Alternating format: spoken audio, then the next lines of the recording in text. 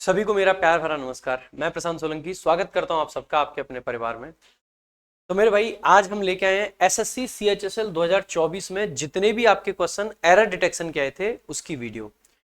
बहुत जबरदस्त तरीके से हर एक क्वेश्चन को एकदम लॉजिकल तरीके से आज की वीडियो में आपको समझाएंगे। सारे क्वेश्चंस का न सिर्फ आपको आंसर मिलेगा बल्कि में आपको लॉजिकल आंसर मिलेगा। कौन से क्वेश्चन में क्यों एरर है और किस तरीके से आपको उस एरर को मतलब आप किस तरीके से उसको डिटेक्ट कर सकते थे। कई बार हम ये तो जान लेते हैं चलो इसका ये आंसर है, इसका ये आंसर है, फास्ट फॉरवर्ड में चले जाते हैं, लेकिन हमारे लिए जानना जरूरी होता है कि हमें क्लिक कैसे करता है कि ये वाला इसका आंसर है। तो शुरुआत करेंगे आज की क्लास की। और मेरे भाई अगर पूरी वीडियो आपको अच्छी लगे तो एक बार वीडियो को लाइक और शेयर जरूर करना और एक कमेंट करके जरूर बताना कि वीडियो आपको कैसी लगी और अगली वीडियो आप किस टॉपिक पे चाहते हैं ये भी जरूर कमेंट में बताइएगा। वीडियो को लास्ट तक जरूर देखिएगा क्योंकि बहुत अच्छे अच्छे क्वेश्चंस आपके आ रखे हैं अब की बार एग्जाम में। तो चलो भाई शुरुआत करते हैं। शुरुआत करने से पहले मैं आपको बता दूं कि अगर आप चाहते हैं एक सिंगल क्लास के अंदर कंप्लीट इंग्लिश का रिवीजन तो मैंने रैंकर्स गुरुकुल पे ही रिसेंटली आपकी एक कंप्लीट वीडियो डाली है, complete golden rules. Complete golden rules, इसके अंदर आपके जितने भी रूल्स बनते हैं इंग्लिश के सारे कंप्लीट हमने करा रखे हैं।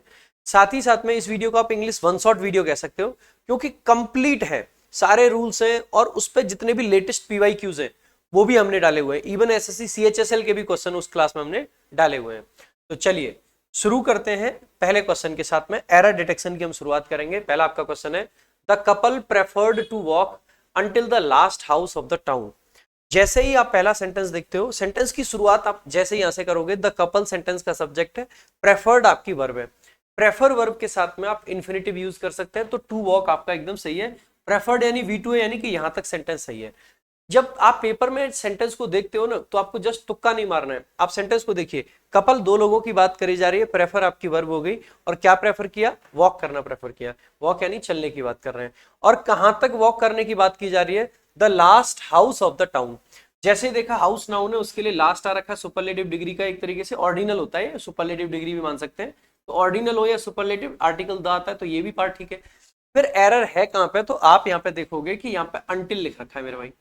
अब आपको पता होना चाहिए टिल हो गया, अनटिल हो गया और टू हो गया, ये कहीं ना कहीं जैसे फ्रॉम के साथ में अक्सर करके पेयर बना लेते हैं, फ्रॉम के साथ में भी ठीक है। तो फ्रॉम का पेयर हम अक्सर कहते हैं टू बनता है और अनटिल भी बन सकता है और इवन आपका टिल भी बन सकता है। लेकिन आपको एक बड़ा डिफरेंस पता होना चाहिए कि अगर टाइम का रेफरेंस हो तो ये तीनों बन सकते हैं, ठीक है, किसके में, टाइम। लेकिन फ्रॉम का जो पेयर बनता है वो सिर्फ और सिर्फ आपका टू बनता है, कहां पे, जब हम बात करते हैं प्लेस की। तो यहां से हमें एक बात समझ आ जाएगी कि सर अगर प्लेस का रेफरेंस दे रखा हो तो सिर्फ टू आ सकता है और टाइम का रेफरेंस दे रखा हो तो आपका टू, टिल और अनटिल तीनों आ सकते हैं। अब चाहे फ्रॉम दे रखा हो या ना दे रखा हो, ये बात हर जगह अप्लाई होगी। यानी कि अगर रेफरेंस टाइम का होगा, ठीक है, यानी कि अगर यहाँ पे अंटिल द लास्ट हाउस की जगह पे होता अंटिल 6 PM, अंटिल 6 AM, तो आपका सेंटेंस सही होता है, यानी कि टाइम का रेफरेंस होता है।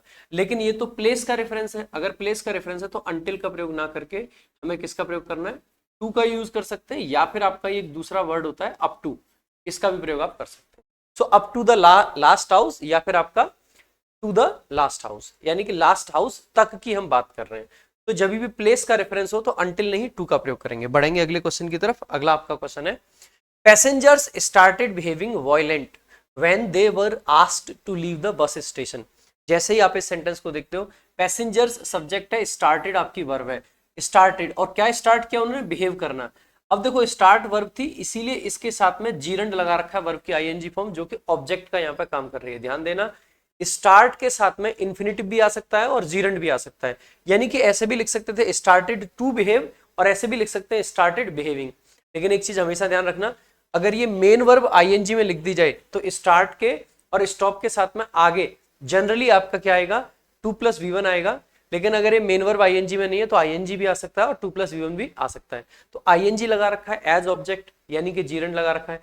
बिहेविंग, बिहेविंग हाउ, कैसे बिहेव करना स्टार्ट किया, बिहेविंग हाउ, और हाउ का जो रिप्लाई होता है वो एडवर्ब ऑफ मैनर होता है। और जैसे ही आपने देखा ना वायलेंट, वायलेंट तो आपका एडजेक्टिव है, तो एडजेक्टिव नहीं, हमें एडवर्ब की जरूरत है, इसीलिए वायलेंटली आपका करेक्ट आंसर हो जाएगा। So this is the correct answer. तो आप कौन से पार्ट में एरर मार्क कर दोगे, पार्ट बी में आप एरर मार्क कर दोगे।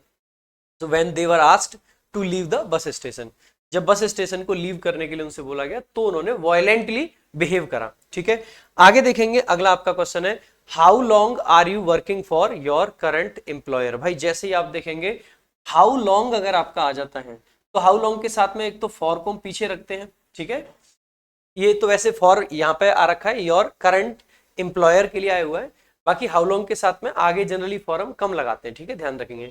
तो ये समझ आ जाएगा कि बेशक फॉर यहाँ पे आगे आपको दिख नहीं रहा है, सिंस हो या फॉर हो, यानी कि आपका पॉइंट ऑफ टाइम दे रखा हो या पीरियड ऑफ टाइम दे रखा हो, आप कॉन्टिन्यूस टेंस नहीं लगा सकते हो। अब बेशक हाउ लॉन्ग के सामने फॉर आपको नहीं दिख रहा है, लेकिन फिर भी ये तो समझ जाओगे कि हाउ लॉन्ग का मतलब है पीरियड ऑफ टाइम की बात करी जा रही है, कितने समय से, आप कितने समय से काम कर रहे हो फॉर योर करंट एम्प्लॉयर। यानी कि जैसे ही आपको समझ आए कि पीरियड ऑफ टाइम दे रखा है तो पीरियड ऑफ टाइम के साथ में कॉन्टिन्यूस टेंस नहीं, परफेक्ट कॉन्टिन्यूस टेंस आएगा, तो आर यू की जगह पे हैव यू और फिर आपका been working for, have you been working for. ठीक है, and why don't you look for better opportunities, और आप बेटर अपॉर्चुनिटीज के लिए क्यों नहीं देखते, ये यहाँ पे कहा गया है। आगे देखेंगे अगला जो आपका क्वेश्चन है, she always likes to show on her wealth. Phrasal verb पे बेस्ड क्वेश्चन है, हम अक्सर करके बोलते हैं कि ज्यादा शो ऑफ मत कर, शो ऑफ मत कर, तो मेरे भाई शो ऑन कुछ नहीं होता है, आपको दिखाना पड़ेगा। शो ऑफ की बात कर रहे हैं, दिखावे की बात कर रहे हैं। सो सी ऑलवेज लाइक्स, वह हमेशा पसंद करती है to show off, show off करना। ठीक है, ध्यान देंगे लाइक वर्ब के साथ में भी आप जीरंड या फिर इन्फिनेटिव दोनों का प्रयोग कर सकते हैं। सी ऑलवेज लाइक्स शोइंग ऑफ कर सकते हैं या टू शो ऑफ कर सकते हैं, दोनों सही हो जाते हैं। ठीक है, आगे देखेंगे कौन से पार्ट में एरर हो जाएगा यहाँ पे भाई, सी पार्ट में। नेक्स्ट आपका जो क्वेश्चन है, hard had she thrown the basketball when it fell on the ground. अब आपको पता होना चाहिए कि भाई हार्ड आपका एडजेक्टिव और एडवर्ब दोनों हो सकता है, लेकिन एक दूसरा वर्ड होता है हार्डली जो कि सिर्फ एडवर्ब होता है। हार्डली आपका नेगेटिव सेंस देता है और हार्ड आपका पॉजिटिव सेंस देता है। अब अगर पॉजिटिव सेंस का एडवर्ब शुरुआत में लगा दें तो क्या इन्वर्जन लगा सकते हैं हम? नहीं। हम बचपन से ही पढ़ते आए हैं या शुरुआत से ही पढ़ते आए हैं कि इन्वर्जन का प्रयोग हम तब करते हैं जब सेंटेंस के स्टार्टिंग में कोई नेगेटिव वर्ड लगा रखा हो। तो भाई हमें नेगेटिव वर्ड चाहिए, तो यहाँ पे हार्ड की नहीं हार्डली की जरूरत है। और वैसे भी हमने आपको उस मैराथन में भी ये बात पढ़ाई थी, वन शॉट वीडियो में भी, कि हार्डली सेंटेंस के शुरुआत में आता है तो इन्वर्जन आता है, हार्डली का जो पेयर बनता है वो वैन के साथ बनता है, इसीलिए यहाँ पे हार्ड की जगह पे हार्डली का प्रयोग किया जाएगा, ऑप्शन डी। अब आप में से किसी को लगेगा सर आप यहाँ पे ही शुरू में क्यों रुक गए सेंटेंस में? इसलिए रुक गया, जैसे ही मैंने हेल्पिंग वर्ब को सब्जेक्ट से पहले देखा मैं समझ गया कि पक्का इन्वर्जन लगा हुआ है, इन्वर्जन लगा हुआ है तो नेगेटिव वर्ड मुझे चाहिए। आपको सेंटेंस को क्लिक कहां से कर रहा है ये जानना बेहद जरूरी होता है। ठीक है, जैसे पिछला वाला सेंटेंस था, इसमें क्लिक करने की जरूरत नहीं है, पढ़ते पढ़ते समझ आ जाएगा। सो ऑन कुछ नहीं होता है, सो ऑफ होता है बचपन से ही। भाई पैसे वैसे का हम क्या करते हैं, सो ऑफ करते हैं। ठीक है, आगे देखेंगे नेक्स्ट अगला आपका क्वेश्चन है, if it will rain tomorrow. ये तो कितनी बार आपको बताया है, मैराथन के दौरान भी 2 बार कम से कम ये पढ़ाया था मैंने, कि अगर टाइम की क्लॉज हो या कंडीशन की क्लॉज हो उसमें कभी भी शैल या विल का प्रयोग नहीं करते। इफ इट रेन्स टुमारो होगा, ना कि it will rain tomorrow. I will stay at home, अगर कल बारिश होती है तो मैं घर पे ही रहूंगा। अगला आपका क्वेश्चन देखेंगे, 7 नंबर क्वेश्चन है, Ramayana is an ancient Sanskrit epic, it is believed to be written around 500 BC to 100 BC। BC का मतलब होता है बिफोर क्राइस्ट। ठीक है, और इसमें टाइम जो उल्टा चल रहा होता है, जितना पुराना टाइम है उतना लंबा ईयर होगा, जितना नया टाइम है उतना ही छोटा ईयर होगा। ठीक है, तो देखो जैसे ही आप इस सेंटेंस की शुरुआत करते हो, अब आपको जब भी एरर डिटेक्शन के क्वेश्चंस करने होते हैं तो आप किस तरीके से करते हो मैंने फिर बता रहा हूं। सेंटेंस जैसे ही आपको रामायण आपने पढ़ा, जैसे ही देखा ये तो आपका क्या है, जो हमारी रामायण है उसकी बात हम कर रहे हैं। और हमने आर्टिकल चैप्टर में अपनी मैराथन में भी बताया था और क्लासेस में भी आपको बार बार बताते आते हैं कि सर अगर आप लोगों को कोई भी धार्मिक पुस्तक की बात करी जाए तो ऐसे केस में उसके साथ में आर्टिकल द आता है, the Quran, the Mahabharata, the Ramayana. तो यहाँ पे रामायण के पहले कोई आर्टिकल नहीं दिखाई दे रहा है, इसीलिए आर्टिकल द का प्रयोग कर लेंगे, सो द रामायण। लेकिन मैं आपको एक चीज और बताता हूँ, अगर स्टार्टिंग में इस प्रकार का एरर मिल जाए फिर भी एक बार सेंटेंस को देख लिया करो, क्योंकि कई बार एसएससी वाले ना थोड़े से लापरवाह किस्म के लोग होते हैं, ऐसे एरर्स पे कई बार ध्यान नहीं देते हैं वो लोग। तो कई बार ऐसा भी हो सकता है कि रामायण आर लिख रखा हो, तो ऐसे एरर्स को भी चेक कर लिया करो, क्योंकि ये जो आर्टिकल के एरर है खास करके ये थोड़े से वीक एरर्स हो जाते हैं और कई बार एसएससी वाले इनको इग्नोर मार के आगे बढ़ जाते हैं। तो जैसे रामायण, रामायण के साथ में इज आपका सही है, एन आर्टिकल एकदम सही है क्योंकि एंशिएंट है। ठीक है, एन एंशिएंट संस्कृत एपिक, यहाँ तक ठीक है। इसको सेमी कॉलन बोला जाता है, जहां पर ऊपर फुल स्टॉप नीचे कॉमा होता है। ये दो सेंटेंसेस को जोड़ने के लिए आता है। इट इज बिलीव्ड, ऐसा बिलीव किया जाता है, टू बी रिटन, किसको लिखा गया है। अब क्योंकि पैसिव स्ट्रक्चर की जरूरत है, क्योंकि रामायण ने किसी को लिखा नहीं है, रामायण को लिखा गया है। टू बी रिटन कब लिखी गई है? लगभग 500 से लेके एक मतलब 100 जो 100 BC था वहां तक। तो आप कह सकते हैं कि बाकी सब सही है, इसका मतलब है एरर आपका यही होगा। तो बी पार्ट में आपका एरर बन जाएगा। नेक्स्ट देखेंगे, अगला आपका क्वेश्चन है 8 number. The project was completed more quicker than expected. देखो, एक तो अगर आपको जस्ट एरर मार्क करना है तो मोर और क्विकर दोनों आपको एक जगह पे दिखे। डबल कंपैरेटिव या डबल सुपरलेटिव हम लोग कभी नहीं लगाते, इसीलिए डी ऑप्शन आपका करेक्ट आंसर हो जाएगा। ठीक है, बाकी इसका करेक्शन क्या होगा? The task was completed. जैसे ही आप देखोगे, देखो एक आपका एडजेक्टिव होता है क्विक और एडवर्ब होता है क्विकली। कंप्लीटेड हाउ, कैसे कंप्लीट किया गया था? तो आप कहोगे क्विकली, तो इसीलिए आपको मोर को नहीं हटाना, यहाँ पे क्विक को क्विकली में बदलना है। ठीक है, सो मोर क्विकली देन एक्सपेक्टेड, जितना एक्सपेक्ट किया था उससे जल्दी हो गया, तो क्विकली लिखना पड़ेगा। मोर को हटाने की गलती मत करना। बाई चांस मान लीजिए यहाँ पे तो एसएससी मेहरबान थी कि इन्होंने दोनों चीजें एक पार्ट में दी। मान लीजिए अगर यहाँ पे पार्ट कर दिया जाता तो बहुत सारे बच्चे यहाँ पे फंस जाते हैं, और वो क्या करते कि क्विकर को सही मान के और मोर वाले पार्ट में एरर मार्क कर देते। तो ऐसा गलती आप लोगों से ना हो आगे, इसीलिए मैं पूरा सेंटेंस बता रहा हूं। मैं जस्ट ये फोकस नहीं कर रहा हूं कि आंसर्स क्या कौन से पार्ट में होंगे, मैं फोकस इस बात पे कर रहा हूं कि करेक्शन सही क्या होगा। ठीक है, और आप अल्टीमेटली क्वेश्चन को कैसे कर पाओ, सारा फोकस इसी बात पे। नेक्स्ट देखेंगे, अगला आपका क्वेश्चन है, throw off the old shoes, nobody will wear them now. जैसे आप इस सेंटेंस को देखते हो, थ्रो ऑफ, देखो ये वाला जो ऑफ होता है ना, जब भी फ्रेजल वर्ब्स की बात आए या फिर आपकी नॉर्मल प्रेपोजिशन के मीनिंग की बात आए, ये जो ऑफ है सामान्यतः रिलेशंस को दिखाता है, लोगों के बीच में संबंधों को दिखाता है। लेकिन एक दूसरा एफ होता, मतलब ऑफ होता है डबल एफ वाला, वो सामान्यतः अलगाव को दिखाता है, यानी कि चीजों का अलग होना दिखाता है, सेपरेट होना दिखाता है। तो ऐसे केस में हम इजीली ये कह सकते हैं कि देखो, ओल्ड शूज को फेंकने की बात करी जा रही है। मान लीजिए कि आपको फ्रेजल वर्ब याद भी नहीं है, ठीक है, थ्रो अवे लगा सकते हैं या थ्रो ऑफ भी लगा सकते हैं, लेकिन इतना तो आप समझ ही जाओगे सर कि यहाँ पे ये वाला ऑफ आपका नहीं आएगा। थ्रो आउट आ सकता है, बाहर फेंक दो, थ्रो अवे आ सकता है, ठीक है, लेकिन ये ऑफ तो संबंध को दिखाता है, तो ये वाला ऑफ आपका नहीं आ सकता। कौन से पार्ट में एरर हो जाएगा? आपका पार्ट नंबर सी में।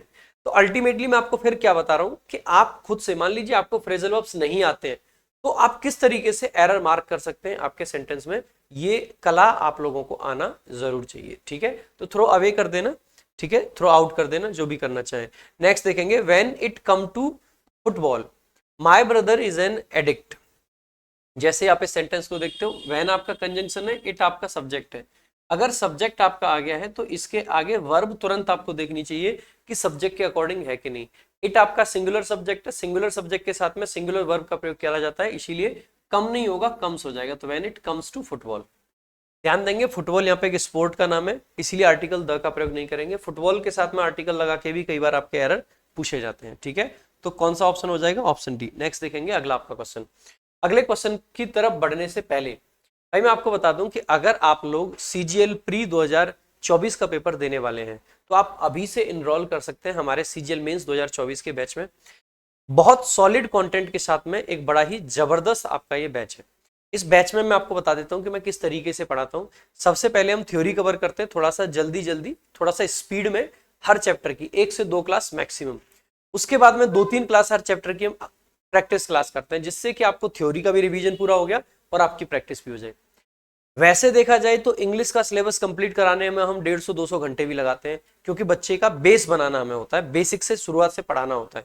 लेकिन मेंस के बैच में हम लगभग 55 से 60 क्लास के अंदर आपकी कंप्लीट ग्रामर करा देते हैं, और इस बैच के अंदर आपको कंप्लीट कॉम्प्रिहेंशन भी कराया जाएगा, और कॉम्प्रिहेंशन में आपके क्लोज टेस्ट, पीक्यूआरएस और पैसेज सब कराया जाएगा। पैसेज के अंदर किस तरीके से थीम सेलेक्ट करें, किस तरीके से टाइटल सेलेक्ट करें, किस तरीके से टोन सेलेक्ट करें, इन्फरेंस कैसे निकालें, कंक्लूजन कैसे निकालें, वो सब चीजें भी आपको पढ़ाई जाएंगी। सो एक बेहतरीन बैच बेहतरीन कंटेंट के साथ में आप सभी लोगों के लिए है। सिर्फ और सिर्फ 999 रुपए के फी में आपका ये बैच अवेलेबल है। इसकी वैलिडिटी जो है वो अगले साल के मेंस के एग्जाम तक रहने वाली है। ठीक है, ये 30 जुलाई से हमने स्टार्ट करा है। इसमें सब्जेक्ट वर्ब एग्रीमेंट नाम का एक चैप्टर हमने करा दिया, वर्ब आपका दूसरा चैप्टर कंप्लीट हो रहा है।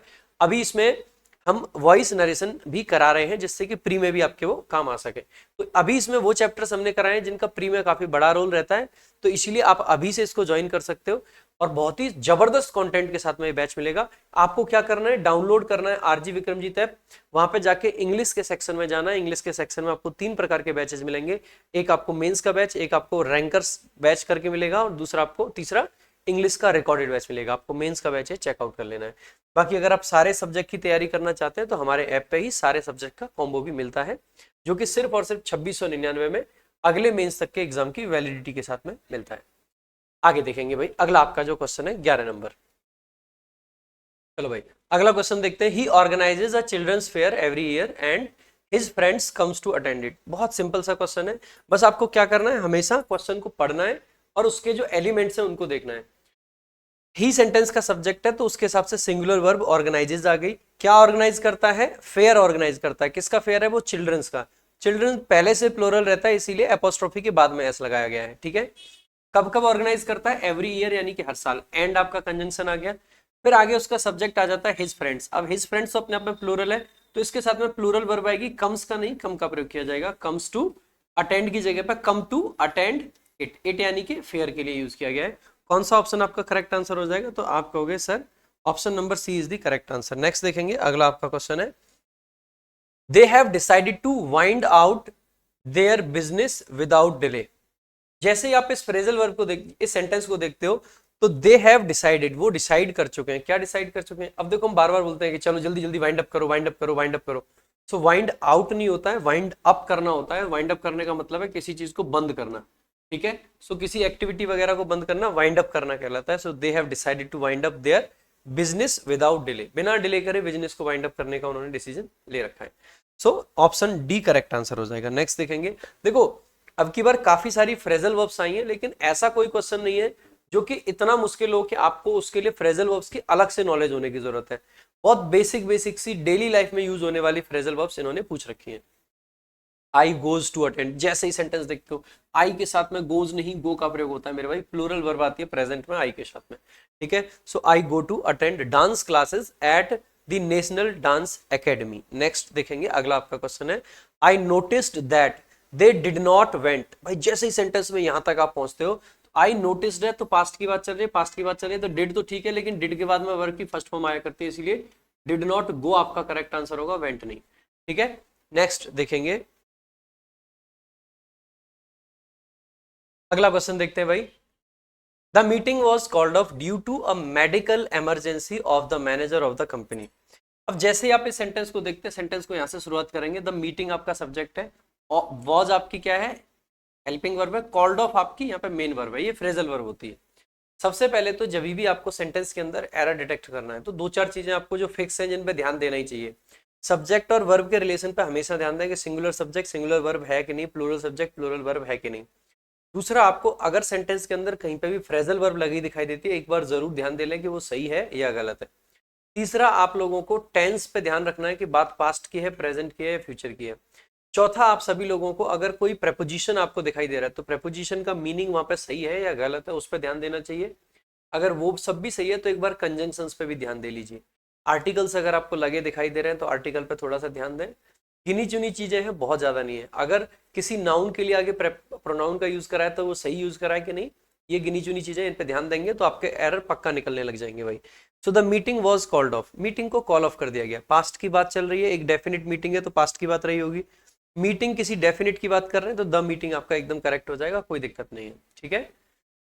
आगे कॉल ऑफ करने का मतलब होता है पोस्टपोन करना, ये फ्रेजल वर्ब यहाँ पे एकदम सही है।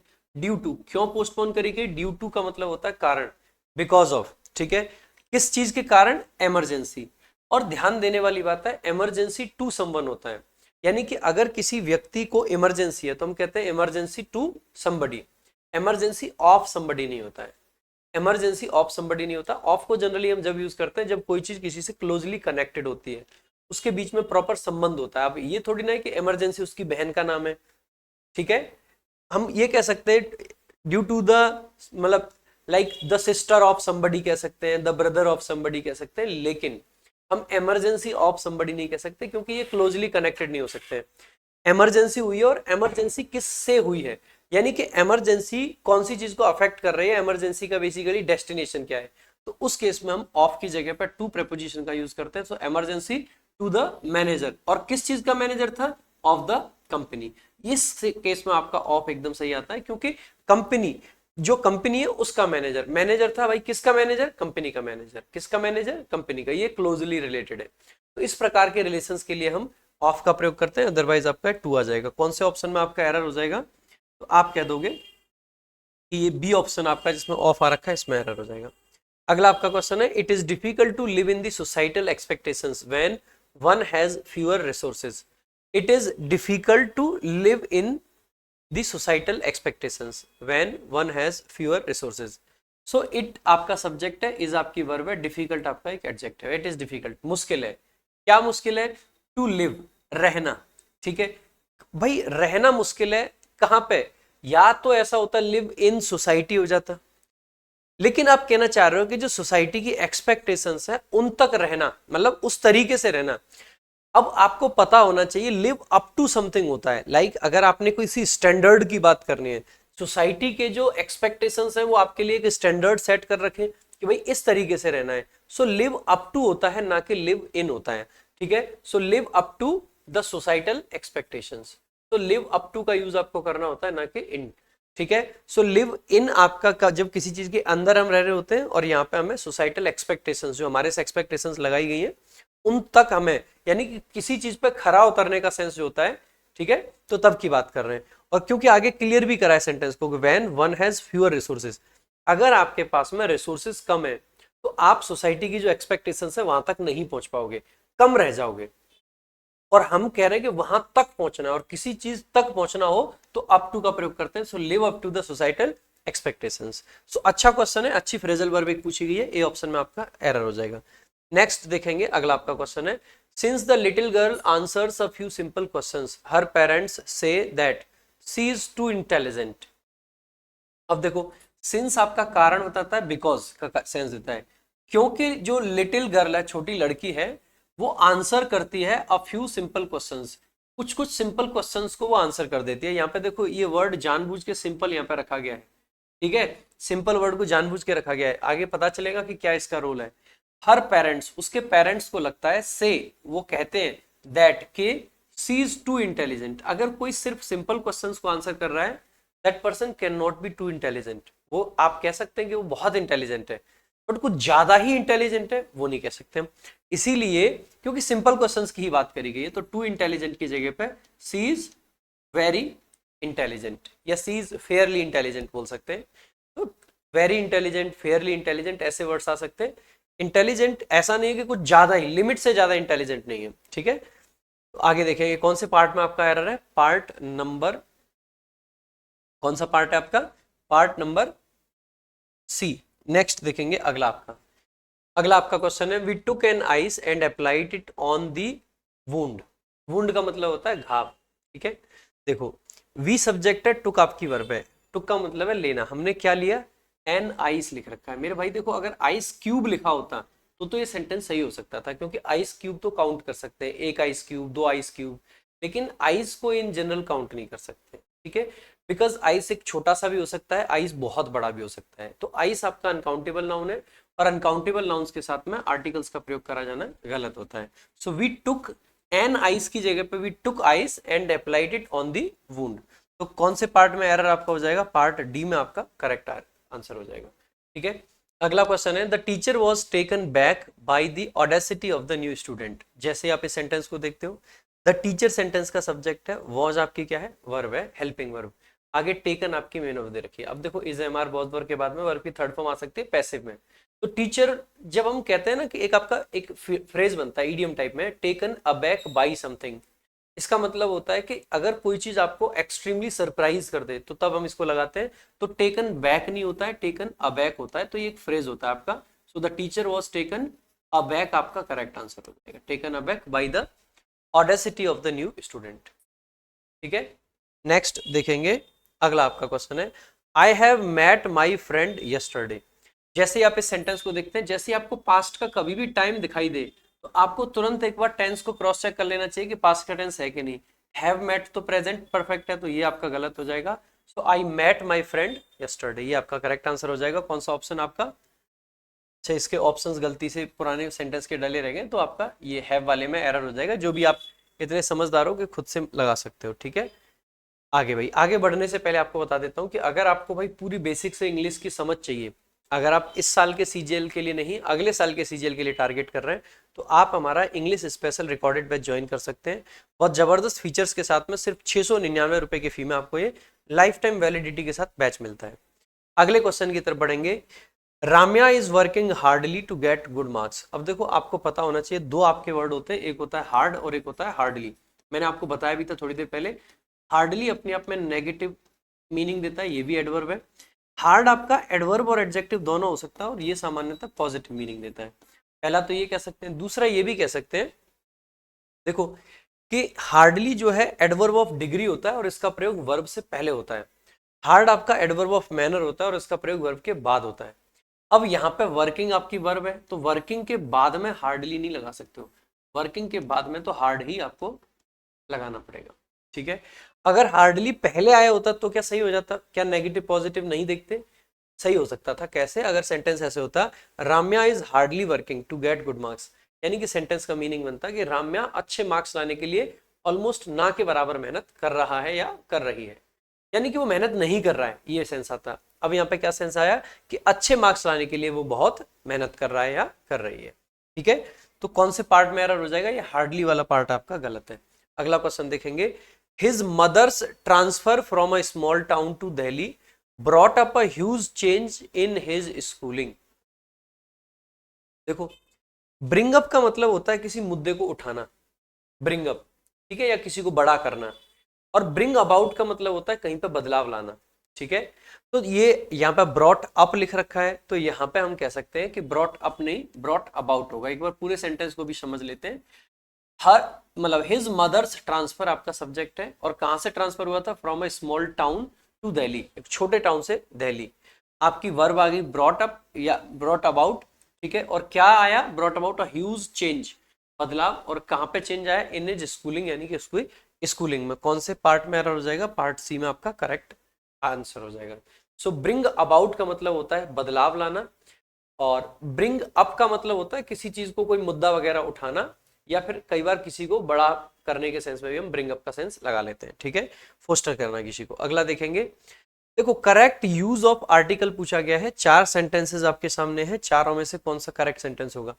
भाई, जो बच्चे देख रहे हैं वीडियो को, साथ ही साथ में कमेंट भी आप करते जाएं कि आपके हिसाब से कौन से क्वेश्चन का क्या आंसर होगा, जिससे कि आपकी भी प्रैक्टिस साथ साथ होती रहे।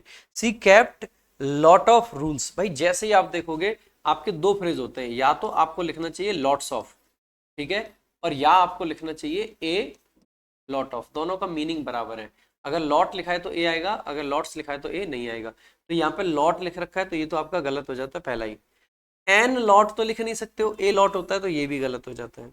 द लॉट तो लिख नहीं सकते हो तो ये भी गलत हो जाता है। सिर्फ और सिर्फ यहीं से आप आंसर मार्क कर सकते हो, सिंपल सा। कौन सा ऑप्शन सही हो जाएगा? Option C is the correct answer.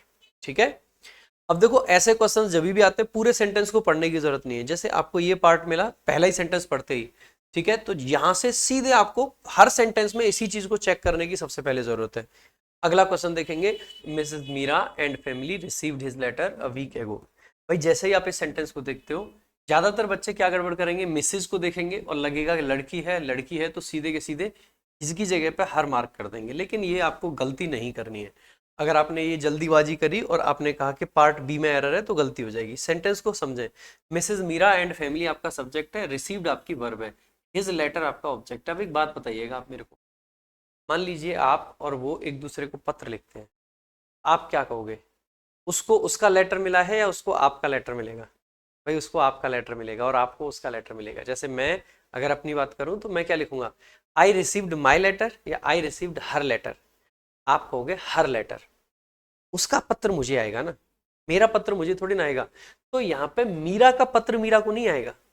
Meera का जो पति बैठा है, उस पति का पत्र जो है वो मीरा और उसके परिवार को मिलेगा। यानी कि यहाँ एक पर्सन का पत्र मिलेगा। अगर यहाँ पे एक व्यक्ति होता तो फिर यहाँ पे हिज की, मतलब यहाँ पे अगर एक मेल होता तो यहाँ पे हिज की जगह हर लिखा होता। क्यों? जो जेंडर यहाँ पे लिखा है उसके अपोजिट जेंडर का यहाँ पे पत्र आएगा। इसीलिए यहाँ पे हिज जो लिख रखा है वो एकदम करेक्ट है। ये ट्रैप हो सकता है एसएससी की तरफ से और आप इसमें फंस सकते थे, तो आपको ऐसा नहीं करना है। रिसीव्ड कब रिसीव करा है? अ वीक एगो, यानी एक सप्ताह पहले। एगो के साथ में हम अक्सर करके पहले टाइम लिखते हैं, 10 डेज एगो, 20 डेज एगो, 30 डेज एगो, ठीक है। तो इस टाइप से वो लिख रखा है, और एगो के साथ में पास्ट का इंडेफिनिट टेंस आता है तो रिसीव्ड लिखा हुआ है, यानी कि सेंटेंस बाकी सब सही है। अगर सब सही है तो कॉन्फिडेंस के साथ में नो एरर मार्क कर देंगे। नेक्स्ट देखेंगे अगला आपका question. Urgent activities are those things that you must do immediately as they require quick action and can not be put on. जैसे ही आप सेंटेंस को देखते हैं, अर्जेंट एक्टिविटीज आपका सब्जेक्ट है। Urgent activities are those, urgent activities are those things, वो चीजें होती हैं दैट, जिनको, दैट आपका रिलेटिव प्रोनाउन है, यू मस्ट डू इमीडिएटली, जो आपको तुरंत कर देनी चाहिए। यहां तक आपका सेंटेंस सही है। प्रेजेंट में चल रहा है, मस्ट प्रेजेंट में ऑब्लिगेशन दिखा सकता है, कोई दिक्कत की बात नहीं है। एज यानी कि क्योंकि, बिकॉज, दे रिक्वायर, उनको जरूरत होती है। दे प्लूरल सब्जेक्ट है तो रिक्वायर आपका वर्ब सही है एकदम। क्या चाहिए उनको? क्विक एक्शन, क्विक एक्शन की जरूरत होती है। And can not be put on, और उनको आप क्या नहीं कर सकते हो? पोस्टपोन नहीं कर सकते हो। पोस्टपोन करने के लिए जो करेक्ट फ्रेजल वर्ब होती है that is put off. Put off यानी कि पोस्टपोन करना, तो पुट ऑफ आपका करेक्ट आंसर हो जाएगा, ठीक है। So the correct phrasal verb is put off. कौन सा ऑप्शन आपका करेक्ट हो जाएगा? Option D. मैंने आपको बताया भी था कि जनरली ऑन को हम कब यूज करेंगे। देखो, ऑन कनेक्शन को दिखाता है, ऑफ आपका अलगाव को दिखाता है, अलग होने को दिखाता है। अगर आप किसी चीज को पोस्टपोन कर रहे हो तो दूर कर रहे हो, दूर कर रहे हो यानी कि ऑफ की जरूरत पड़ेगी, ना कि ऑन की। मैंने आपको बताया है कि कई बार आप फ्रेजल वर्ब ना याद होते हुए भी कैसे आंसर मार्क कर सकते हैं, ये कला आपको आनी चाहिए। और ये कला अगर आपको सीखनी है तो सीजीएल प्री से पहले मेरी एक कंप्लीट वीडियो आने वाली है फ्रेजल वर्ब की, जिसमें मैंने यही सिखाया है। देखिएगा, मैं एक वीडियो लेके आऊं, उसमें आपको 250-300 इंपोर्टेंट फ्रेजल वर्ब्स बता दूं। वो आप फ्रेजल वर्ब याद भी कर लोगे, वो तो वोकैबुलरी टाइप हो गया, वो आप किताब से भी पढ़ सकते थे। मेरा टारगेट ये है कि इंपॉर्टेंट फ्रेजल वर्ब्स तो बताओ ही बताओ, लेकिन स्टूडेंट को इस लेवल पे तैयार कर दो कि अगर कोई नया फ्रेजल वर्ब उसके सामने आ जाए तो वो उसको काउंटर कर पाए, चाहे वो एरर डिटेक्शन के क्वेश्चन में हो, चाहे वो आपके इंप्रूवमेंट के क्वेश्चन में हो, चाहे फिलर्स के क्वेश्चन में हो, चाहे क्लोज टेस्ट में आ जाए। नए फ्रेजल वर्ब को आप किस तरीके से काउंटर कर सकते हो, वो सिखाना मेरा टारगेट है, और वो मैं आपको सिखाऊंगा उस वीडियो के अंदर। तो आप वो वीडियो मिस बिल्कुल भी मत करना, ठीक है। तो the meeting will taking place, बहुत सिंपल क्वेश्चन है भाई। सेल विल के बाद में वर्ब की फर्स्ट फॉर्म आती है तो विल टेक प्लेस होगा, ना कि टेकिंग प्लेस, ठीक है। So option A is the correct answer. अगले क्वेश्चन की तरफ चलेंगे। When Christy grew out he turned out to be a gentleman, जब क्रिस्टी बड़ा हुआ, तो भाई देखो, ग्रो अप होता है, अप का मतलब बड़ा होना, आउट का मतलब होता है जनरली बाहर की चीजों को दिखाता है। अगेन मैं फिर कह रहा हूं, आपको फ्रेजल वर्ब्स ना भी याद हो तो कैसे आंसर मार्क कर सकते हैं। ग्रो आउट का मतलब तो हो जाएगा किसी चीज का फैलना, बड़ा होना, इसीलिए धमाका वगैरह होता है, तो ऐसे केस में हम आउट को लगाते हैं। आउट का मतलब होता है चीजें जब फैलती हैं, जब चीजें बिखरती हैं। लेकिन हम यहाँ पे बड़े होने की बात कर रहे हैं। जब भी हमें इंक्रीज डिक्रीज वाली फ्रेजल वर्ब्स की जरूरत होती है, मतलब इंक्रीज वाली की जरूरत होती है, तो सामान्यतः हम अप का प्रयोग करते हैं, ना कि आउट का।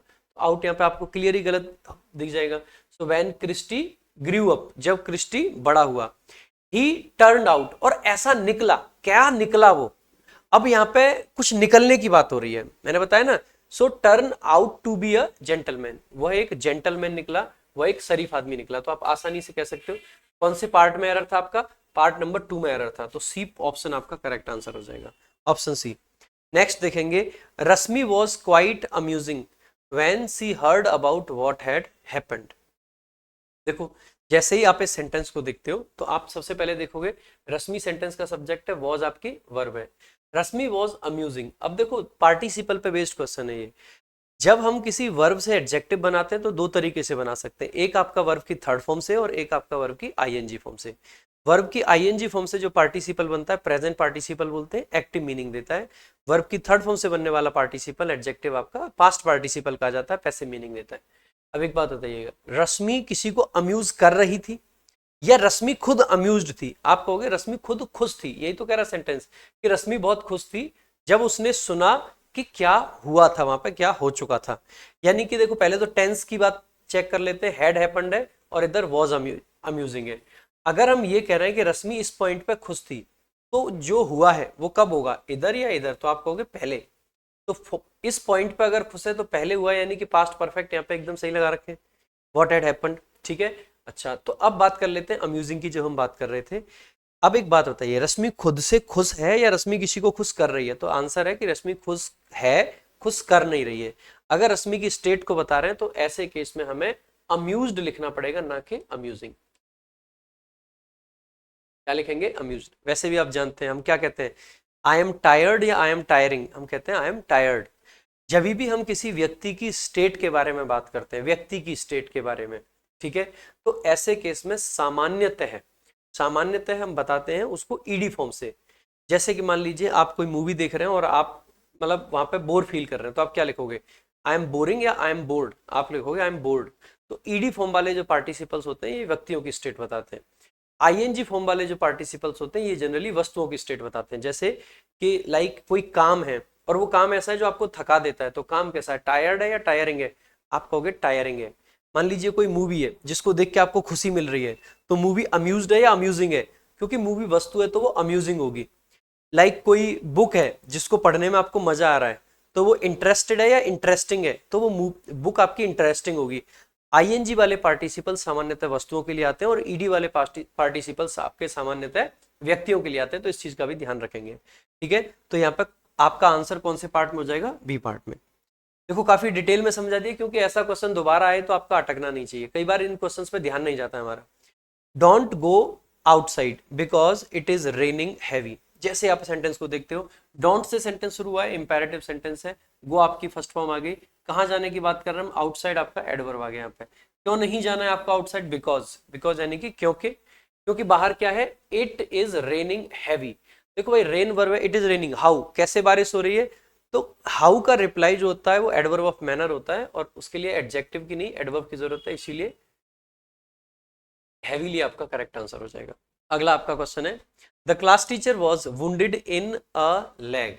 जैसे आप इस क्वेश्चन को देखते हो, सबसे पहले भाई आपको एक बात ध्यान रखनी है कि जब भी कोई जैसे सेंटेंस को यहाँ से शुरुआत करते हैं, द क्लास टीचर, हम बात कर रहे हैं उस टीचर की जो हमारे क्लास के टीचर्स हैं, मतलब जो टीचर है उनकी, एक टीचर है, इसीलिए वॉज आपकी हेल्पिंग वर्ब के रूप में आ रखी है, या आप इसको मेन वर्ब कह सकते हैं यहाँ पे, क्योंकि ये जो वुंडेड है ये एडजेक्टिव के तरीके से यहाँ पे काम कर रहा है। वुंडेड का मतलब है घायल होना, ठीक है। वुंड का मतलब होता है घाव, और वुंडेड का मतलब होता है घायल। तो जो क्लास टीचर था वो घायल था, उसके चोट लगी थी, कहाँ पे चोट लगी थी? लेग में चोट लगी थी। तो अगर प्रेपोजिशन का ऑब्जेक्ट कोई बॉडी पार्ट बन जाता है तो वहां पे हम आर्टिकल ए या एन का प्रयोग सामान्यतः नहीं करते हैं, तो ऐसे केस में हम जनरली क्या लगाते हैं? Possessive case. तो इन अ लेग की जगह पे इन हिज लेग लिख दीजिए, उससे आपका सेंटेंस सही हो जाएगा, ठीक है। तो जब भी किसी के बॉडी पार्ट की हम बात करते हैं और प्रेपोजिशन का ऑब्जेक्ट बॉडी पार्ट बना रखा हो, तो ऐसे केस में हमें प्रेपोजिशन के बाद में पजेसिव केस लगाना होता है, ना कि आर्टिकल ए या an. Article the sometimes possible होता है, लेकिन फिर भी आर्टिकल ए या एन तो हम बिल्कुल भी नहीं लगाते हैं, ठीक है। तो आगे देखेंगे अगला आपका question, today she said to her friend you are the sweetest person I have ever met. Today she said to her friend, देखो टुडे लगा रखा है, उसने अपने एक फ्रेंड से कहा कि you are the sweetest person I have met ever. अब देखो जैसे ही आप देखोगे कि एवर को पीछे लिख रखा है, इनफैक्ट मैंने तो पूरा सेंटेंस पढ़े बिना आई हैव एवर मेट ही बोल रहा था मैं, तो आई हैव मेट एवर नहीं लिखते, आई हैव एवर मेट लिखते हैं, ठीक है।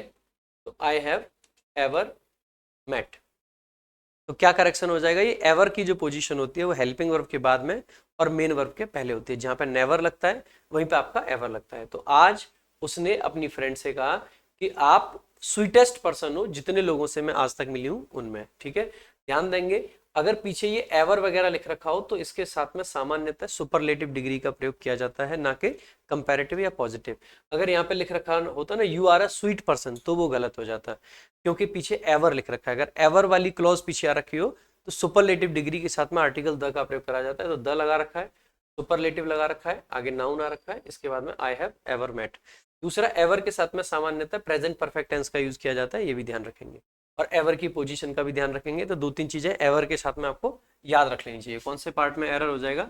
आप कहोगे ये वाला पार्ट है, ठीक है। नेक्स्ट देखेंगे अगला आपका question, mister Narayanan is a rather lazy man. जल्दी जल्दी आंसर करेंगे, mister Narayanan is a rather lazy man. देखो मिस्टर नारायणन आपका क्या है यहाँ पे, सब्जेक्ट है। इज आपकी क्या है, वर्ब है।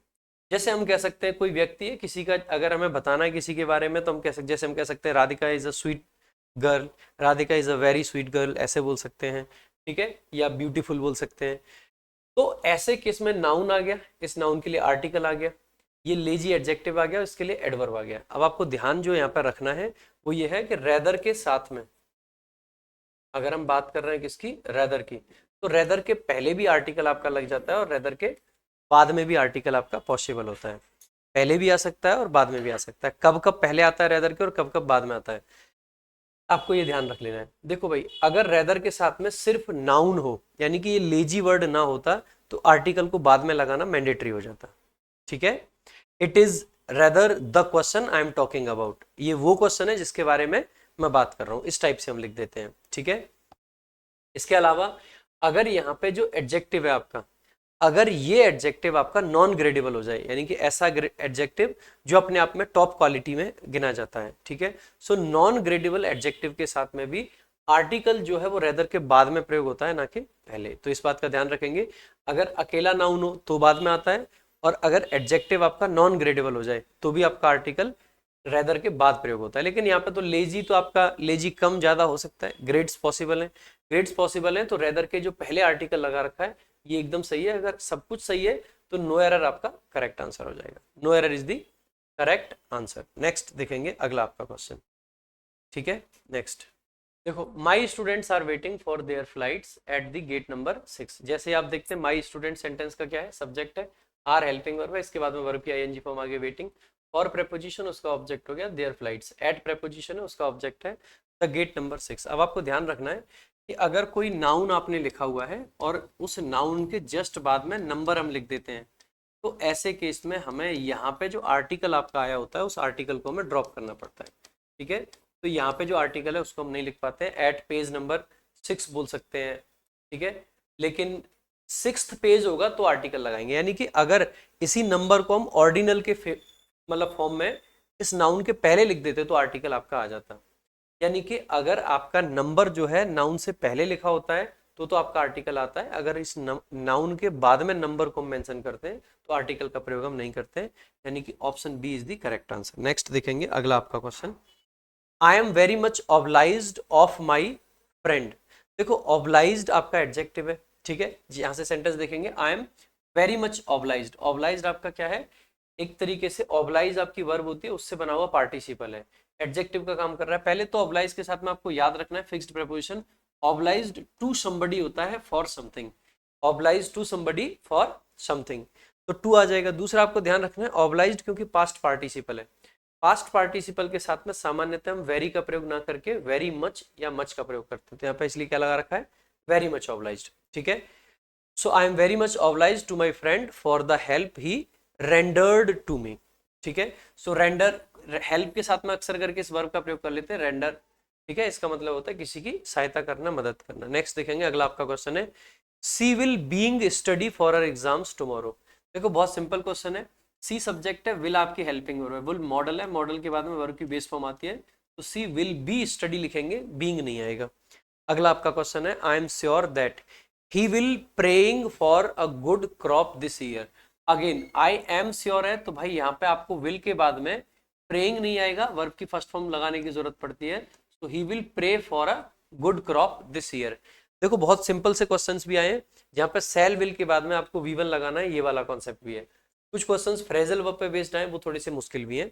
I am hearing that the heat wave is going to be worse this year, तो I am hearing that the heat wave is going to be worse this year. जैसे ही आप इस सेंटेंस को, पहले पूरे सेंटेंस को एक बार समझ लेते हैं, आई सब्जेक्ट है, एम हियरिंग आपकी वर्ब दे रखी है, आपने ऐसा सुना है। जैसे ही आप इस हियर वर्ब को आपके दिमाग में आता है, तो हियर आपकी कैसी वर्ब है, स्टेटिव वर्ब है।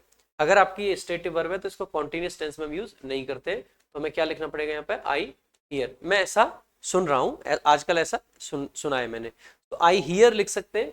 या आप अगर बात को पास्ट से रिलेट करना चाहते हैं तो आप लिख सकते हैं आई हर्ड, मैंने ऐसे सुना दैट, द हीट वेव, लेकिन क्योंकि आगे जनरली इज लगा रखा है तो आपको हर्ड ना लिख के सिंपल क्या लिख दीजिए, आई हियर, ऐसा सुनने में आ रहा है। सो आई हियर, मैं सुन रहा हूं, दैट द हीट वेव, जो हीट वेव है अब की बार, is going to be worse this year.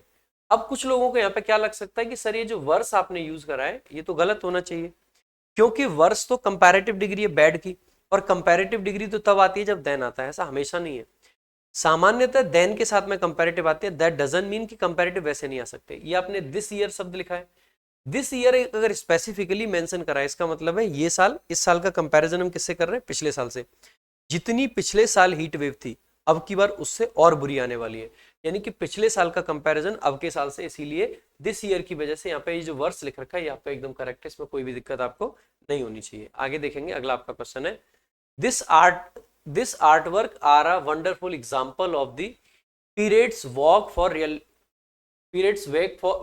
For realistic style. जैसे ही आप देखते हैं आर्ट वर्क है आपका, भाई ये तो आपका अनकाउंटेबल के तरीके से काम कर रहा है यहाँ पे, या सिंगुलर के तरीके से काम कर रहा है, क्योंकि आगे आर्टिकल ए लगा रखा है तो सिंगुलर के तरीके से मान सकते हैं हम इसको, तो हम कह सकते हैं कि भाई इज का प्रयोग होगा ना कि आर का। ठीक है, अगले क्वेश्चन की तरफ बढ़ेंगे। The companies were giving in the prizes to attract customers during the festive season. देखो द कंपनीज सब्जेक्ट है, वर आपकी वर्ब है, हेल्पिंग वर्ब, इसके बाद में वर्ब की आईएनजी फॉर्म आ गई गिविंग। अब देखो गिव इन नहीं होता है, गिव इन का मतलब होता है किसी के सामने गिव इन कर दिया या गिव अप कर दिया, उस दोनों सेंस में इसको यूज कर लेते हैं। गिव अप और गिव इन लगभग सेम मीनिंग देते हैं। यहाँ पे अगर बांटने की बात है, डिस्ट्रीब्यूट करने की बात है, तो गिव आउट का प्रयोग किया जाता है, ना कि इनका। मैंने आपको थोड़ी देर पहले भी बताया था, मान लीजिए आपको फ्रेजल वर्ब नहीं भी याद है तो आप खुद से सोचिए इन क्या मीनिंग देता है, अंदर का। बांटने के लिए क्या अंदर का मीनिंग चाहिए या हमें बाहर वाली चीजों का चाहिए? हमें ऐसा फ्रेजल वर्ब बनाना है जो कि हमें ये दिखाए कि किसी चीज को फैलाया जा रहा है, बांटा जा रहा है, और फैलाव को दिखाने के लिए हमें आउट का यूज करना होता है, ना कि इनका। इसीलिए गिविंग आउट द प्राइजेस लिखना यहाँ पे सही होगा, ना कि गिविंग इन। ठीक है, और किस लिए दे रहे थे, तो पर्पज को बताने के लिए 2+V1 टू अट्रैक्ट। क्या अट्रैक्ट करना है? कस्टमर्स को। कब अट्रैक्ट करना है? ड्यूरिंग द फेस्टिव सीजन, जो फेस्टिवल सीजन आपका चल रहा होता है उसकी बात कर रहे हैं। ठीक है, नेक्स्ट देखेंगे अगला आपका क्वेश्चन। अगले क्वेश्चन को बढ़ने से पहले मैं आपको बता दूं, जैसे हम कुछ क्वेश्चंस को बार बार ब्रेक कर करके देख रहे हैं, और बहुत सारे लोगों को ब्रेक करने में दिक्कत लगती है, परेशानी लगती है कि आखिरकार किस तरीके से सेंटेंसेस को ब्रेक करा जाए। तो अगर आपको दिक्कत लगती है सेंटेंसेस को ब्रेक करने में, तो आप ये कंप्लीट बेसिक्स ऑफ इंग्लिश की वीडियो देख सकते हो मेरी रैंकर्स गुरुकुल पे। इस वीडियो के अंदर मैंने बड़े डिटेल में एक एक चीज को समझा रखा है कि किस तरीके से सेंटेंसेस को ब्रेक करना चाहिए, क्या सब्जेक्ट होता है, क्या ऑब्जेक्ट होता है, कॉम्प्लीमेंट, प्रेपोजिशन, फ्रेज, क्लॉज, सब कुछ आपको समझा रखा है। हर एक चीज इसमें समझाई गई है, तो ये वीडियो आप जरूर देख सकते हैं। रैंकर्स गुरुकुल पे ये वीडियो आपकी अवेलेबल है, अभी आप देख सकते हैं। इससे काफी ज्यादा फायदा हो जाएगा आपको सेंटेंसेस की पार्सिंग करने में। अगला आपका क्वेश्चन देखेंगे, Pratigya arrived to the railway station 5 hours early. Pratigya arrived to the railway station. भाई आपको ध्यान रखना है, ये जो अराइव आपकी वर्ब होती है, इसके साथ में कभी भी आप टू प्रेपोजिशन का यूज नहीं करेंगे। इसको जब भी प्रेपोजिशन में पढ़ाता हूं, मैंने हमेशा आपको पढ़ाया कि अराइव वर्ब के साथ में टू का यूज नहीं करना होता है। अराइव के साथ में इन, ऑन या एट लगा सकते हैं। अब क्योंकि हम रेलवे स्टेशन की बात कर रहे हैं, तो जनरली एट द स्टेशन होता है, तो arrived at the railway station आप लिख दोगे, ना कि टू। ठीक है, आगे देखेंगे, अगला आपका क्वेश्चन है next, I will B study. अब देखो बी वर्ब जो होती है, इसके बाद में कभी भी वर्ब की फर्स्ट फॉर्म नहीं आती है, तो आपको अगर एरर मार्क करना है तो सी ऑप्शन में हो गया। तो बी वर्ब के बाद में आपको V1 नहीं मार्क करनी होती, तो कौन सी लगाओगे? या तो V3 लगाते हैं पैसिव दिखाने के लिए, या V1 ING लगाते हैं कॉन्टिन्यूअस टेंस दिखाने के लिए। यहाँ पे पैसिव नहीं बनेगा क्योंकि आपको पढ़ा नहीं जाएगा, आप पढ़ोगे, यानी कि कॉन्टिन्यूअस टेंस आप बना सकते हैं। So I will be studying around, आप पढ़ रहे होंगे कब? लगभग 7 बजे। नेक्स्ट देखेंगे अगला आपका question, she was singing beautifully in the concert hall last night. जैसे आप इस सेंटेंस को देखते हो, तो आपको सबसे पहले जैसे सेंटेंस देगा, सी सेंटेंस का सब्जेक्ट है, वॉज आपकी हेल्पिंग वर्ब है, सिंगिंग आपकी मेन वर्ब है। आगे ब्यूटीफुली एक एडवर्ब ऑफ मैनर है, इन द कंसर्ट आपका क्या है? एडवर्ब ऑफ प्लेस है, इन द कंसर्ट हॉल, और लास्ट नाइट आपका एडवर्ब ऑफ टाइम है। मैनर, प्लेस, टाइम, एमपीटी तो सही लग रहा है, फिर एरर कहाँ पे है? नो एरर का ऑप्शन भी आपको दिखाई नहीं देगा। तो ऐसे सेंटेंस में कुछ जगह आपको लोग लिखा मिल जाएगा कि लास्ट नाइट है, पहला क्लिक आपके माइंड में भी ये कर सकता है, तो पास्ट का इंडेफिनिट लगा दें। बट क्या ऐसा हमेशा होता है कि हाँ, जनरली ऐसा जरूर होता है कि अगर पास्ट का कोई टाइम दे रखा हो तो पास्ट का इंडेफिनिट टेंस आता है, बट ऐसा हमेशा नहीं होता, बिकॉज पास्ट के कॉन्टिन्यूस के लिए भी कहीं ना कहीं पास्ट का टाइम लिखना पड़ेगा। जैसे कि अगर मैं आपसे कहूँ कि they were playing in the park last night, मैंने लास्ट नाइट देखा था वो पार्क में खेल रहे थे, कह सकते हैं क्या दिक्कत है, लाइक मैं वहां से गुजर रहा था मैंने देखा था। लेकिन जैसे ही मान लीजिए कोई व्यक्ति है वो किसी जगह पे गाना गा रहा था, she was singing in a party last night, वो एक पार्टी में लास्ट नाइट गा रही थी। लाइक मान लीजिए कोई मिसिंग गर्ल है, आके पुलिस मेरे को पूछती है कि क्या आपने उसको देखा है, मैंने कहा हाँ यार मैंने देखा है, she was singing in a party. मैंने कहा कि मैंने उसको देखा है, जस्ट मैं उसका प्लेस बताना चाह रहा हूँ, तो मैं कह सकता हूँ कि वो किस जगह पे प्रेजेंट थी। लेकिन अगर हमने भाई एडवर्ब ऑफ मैनर यहाँ पे लगा रखा है, तो ऐसे एक्शंस, खास करके हम इस प्रकार के एक्शंस की बात कर रहे हैं जहां पे हम एज एन ऑडियंस काम कर रहे होते हैं, हम एक ऑडियंस होते हैं जहां पे, ठीक है। अगर हमने इस एक्शन के लिए एडवर्ब ऑफ मैनर लगाया है तो इसका मतलब है कि हम जानते हैं कि ये एक्शन कैसे हुआ। और अगर हमने एडवर्ब ऑफ मैनर लगाया है तो यहाँ पे ये अज्यूम्ड है, ये माना गया है कि कहीं ना कहीं ये पूरा एक्शन हमने देखा है, और अगर ये कंप्लीट एक्शन हमने देखा है तो फिर हम इसके लिए कॉन्टिन्यूस टेंस नहीं लगाएंगे, फिर हमें इंडेफिनिट टेंस लगाना चाहिए। तो सामान्यतः ऐसे एक्शंस जिनमें हम ऑडियंस के तरीके से वर्क करते हैं, अगर उनके लिए adverb of manner, place, time ये सारा आ रखा हो, खास करके मैनर आ रखा हो, तो ऐसे केस में आपको कॉन्टिन्यूस की जगह पे इंडेफिनिट टेंस लगाने की जरूरत होती है। तो she sang beautifully in the concert hall last night, यानी कि यहाँ पे ये निहित है कि हम उस जगह पे ऑडियंस थे और हमने उसको सुना। अगर मैं वॉज सिंगिंग लिख रहा होता तो इसका मतलब है कि जस्ट मैं वहां से निकल रहा था, मैंने देखा कि कोई गा रहा है वहां पे, तो वहां पे मैं उसको डिफाइन नहीं कर सकता हूँ एक्शन को। अगर जैसे वही मैंने प्लेइंग वाला एग्जांपल दिया था, अगर मैं ये कहना चाहूँ कि वो बहुत अच्छे से खेले last night, so they played well in the park last night, they played well in the last match, कहेंगे इस टाइप से हमें कहना चाहिए। तो ये बस आपकी अंडरस्टैंडिंग पे बेस्ड है, ऐसा भी नहीं है कि ये रूल है, कोई रूल भी नहीं है ऐसा। आपकी अंडरस्टैंडिंग को चेक करने के लिए एक बहुत ही शानदार सा क्वेश्चन था। कौन से पार्ट में एरर हो जाएगा? Option C is the correct answer. Next चलेंगे अगले क्वेश्चन की तरफ। माई डॉटर पार्टिसिपेट, जैसे ही आप इस सेंटेंस को देखते हो, सब्जेक्ट को देखते ही नजर आपकी पार्टिसिपेट वर्ब पर रुक जानी चाहिए, बिकॉज ना तो ये ईडी फॉर्म है जो V2 बन जाए, और माई डॉटर तो सिंगुलर सब्जेक्ट है तो सिंगुलर वर्ब आनी चाहिए। सो पार्टिसिपेट तो आपका गलत है, अगर आंसर मार्क करना था तो ए में आंसर आपका हो जाता। लेकिन अगर आपको ये देखना है कि यहाँ पे पार्टिसिपेटेड आएगा या फिर पार्टिसिपेट्स आएगा, तो आपको पूरा सेंटेंस देखना पड़ेगा। In the dance competition that is going, that is organised every year, every year लगा रखा है, इज लगा रखा है, प्रेजेंट की बात है तो पार्टिसिपेट्स आपका करेक्ट आंसर हो जाएगा। नेक्स्ट चलेंगे अगले क्वेश्चन की तरफ।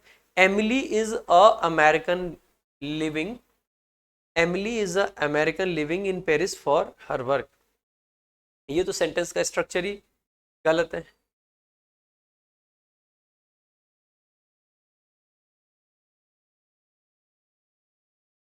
देखो, सबसे पहले एमिली आपका सब्जेक्ट है, सब्जेक्ट अगर है तो एक व्यक्ति है, ये व्यक्ति है तो उसके हिसाब से इज वर्ब आ गई। तो एमिली क्या है? एक अमेरिकन है, सो एमिली इज, या तो सिंपल आप क्या लिख दो, जैसे मैं कह देता हूं I am Indian, you are English, you are French बोल सकते हैं। सो एमिली क्या है? अमेरिकन है, आप कह सकते हैं। सो एमिली इज अमेरिकन, और जो कि who lives in Paris for her work, जो कि पेरिस में रहती है अपने वर्क के लिए, यानी कायदे से यहाँ पे एक रिलेटिव क्लॉज है ये, जो कि कुछ इस प्रकार से है कि हु लिव्स इन पेरिस, ठीक है। तो सबसे पहली बात यह है कि क्योंकि यहाँ पे रिलेटिव क्लॉज बनती है आपकी, रिलेटिव क्लॉज को एंटीसीडेंट चाहिए होता, अगर एंटीसीडेंट चाहिए होता तो यहाँ पे हमें नाउन की जरूरत पड़ती, अगर नाउन की जरूरत पड़ती तो अमेरिकन को हमें एज नाउन यूज करना पड़ेगा।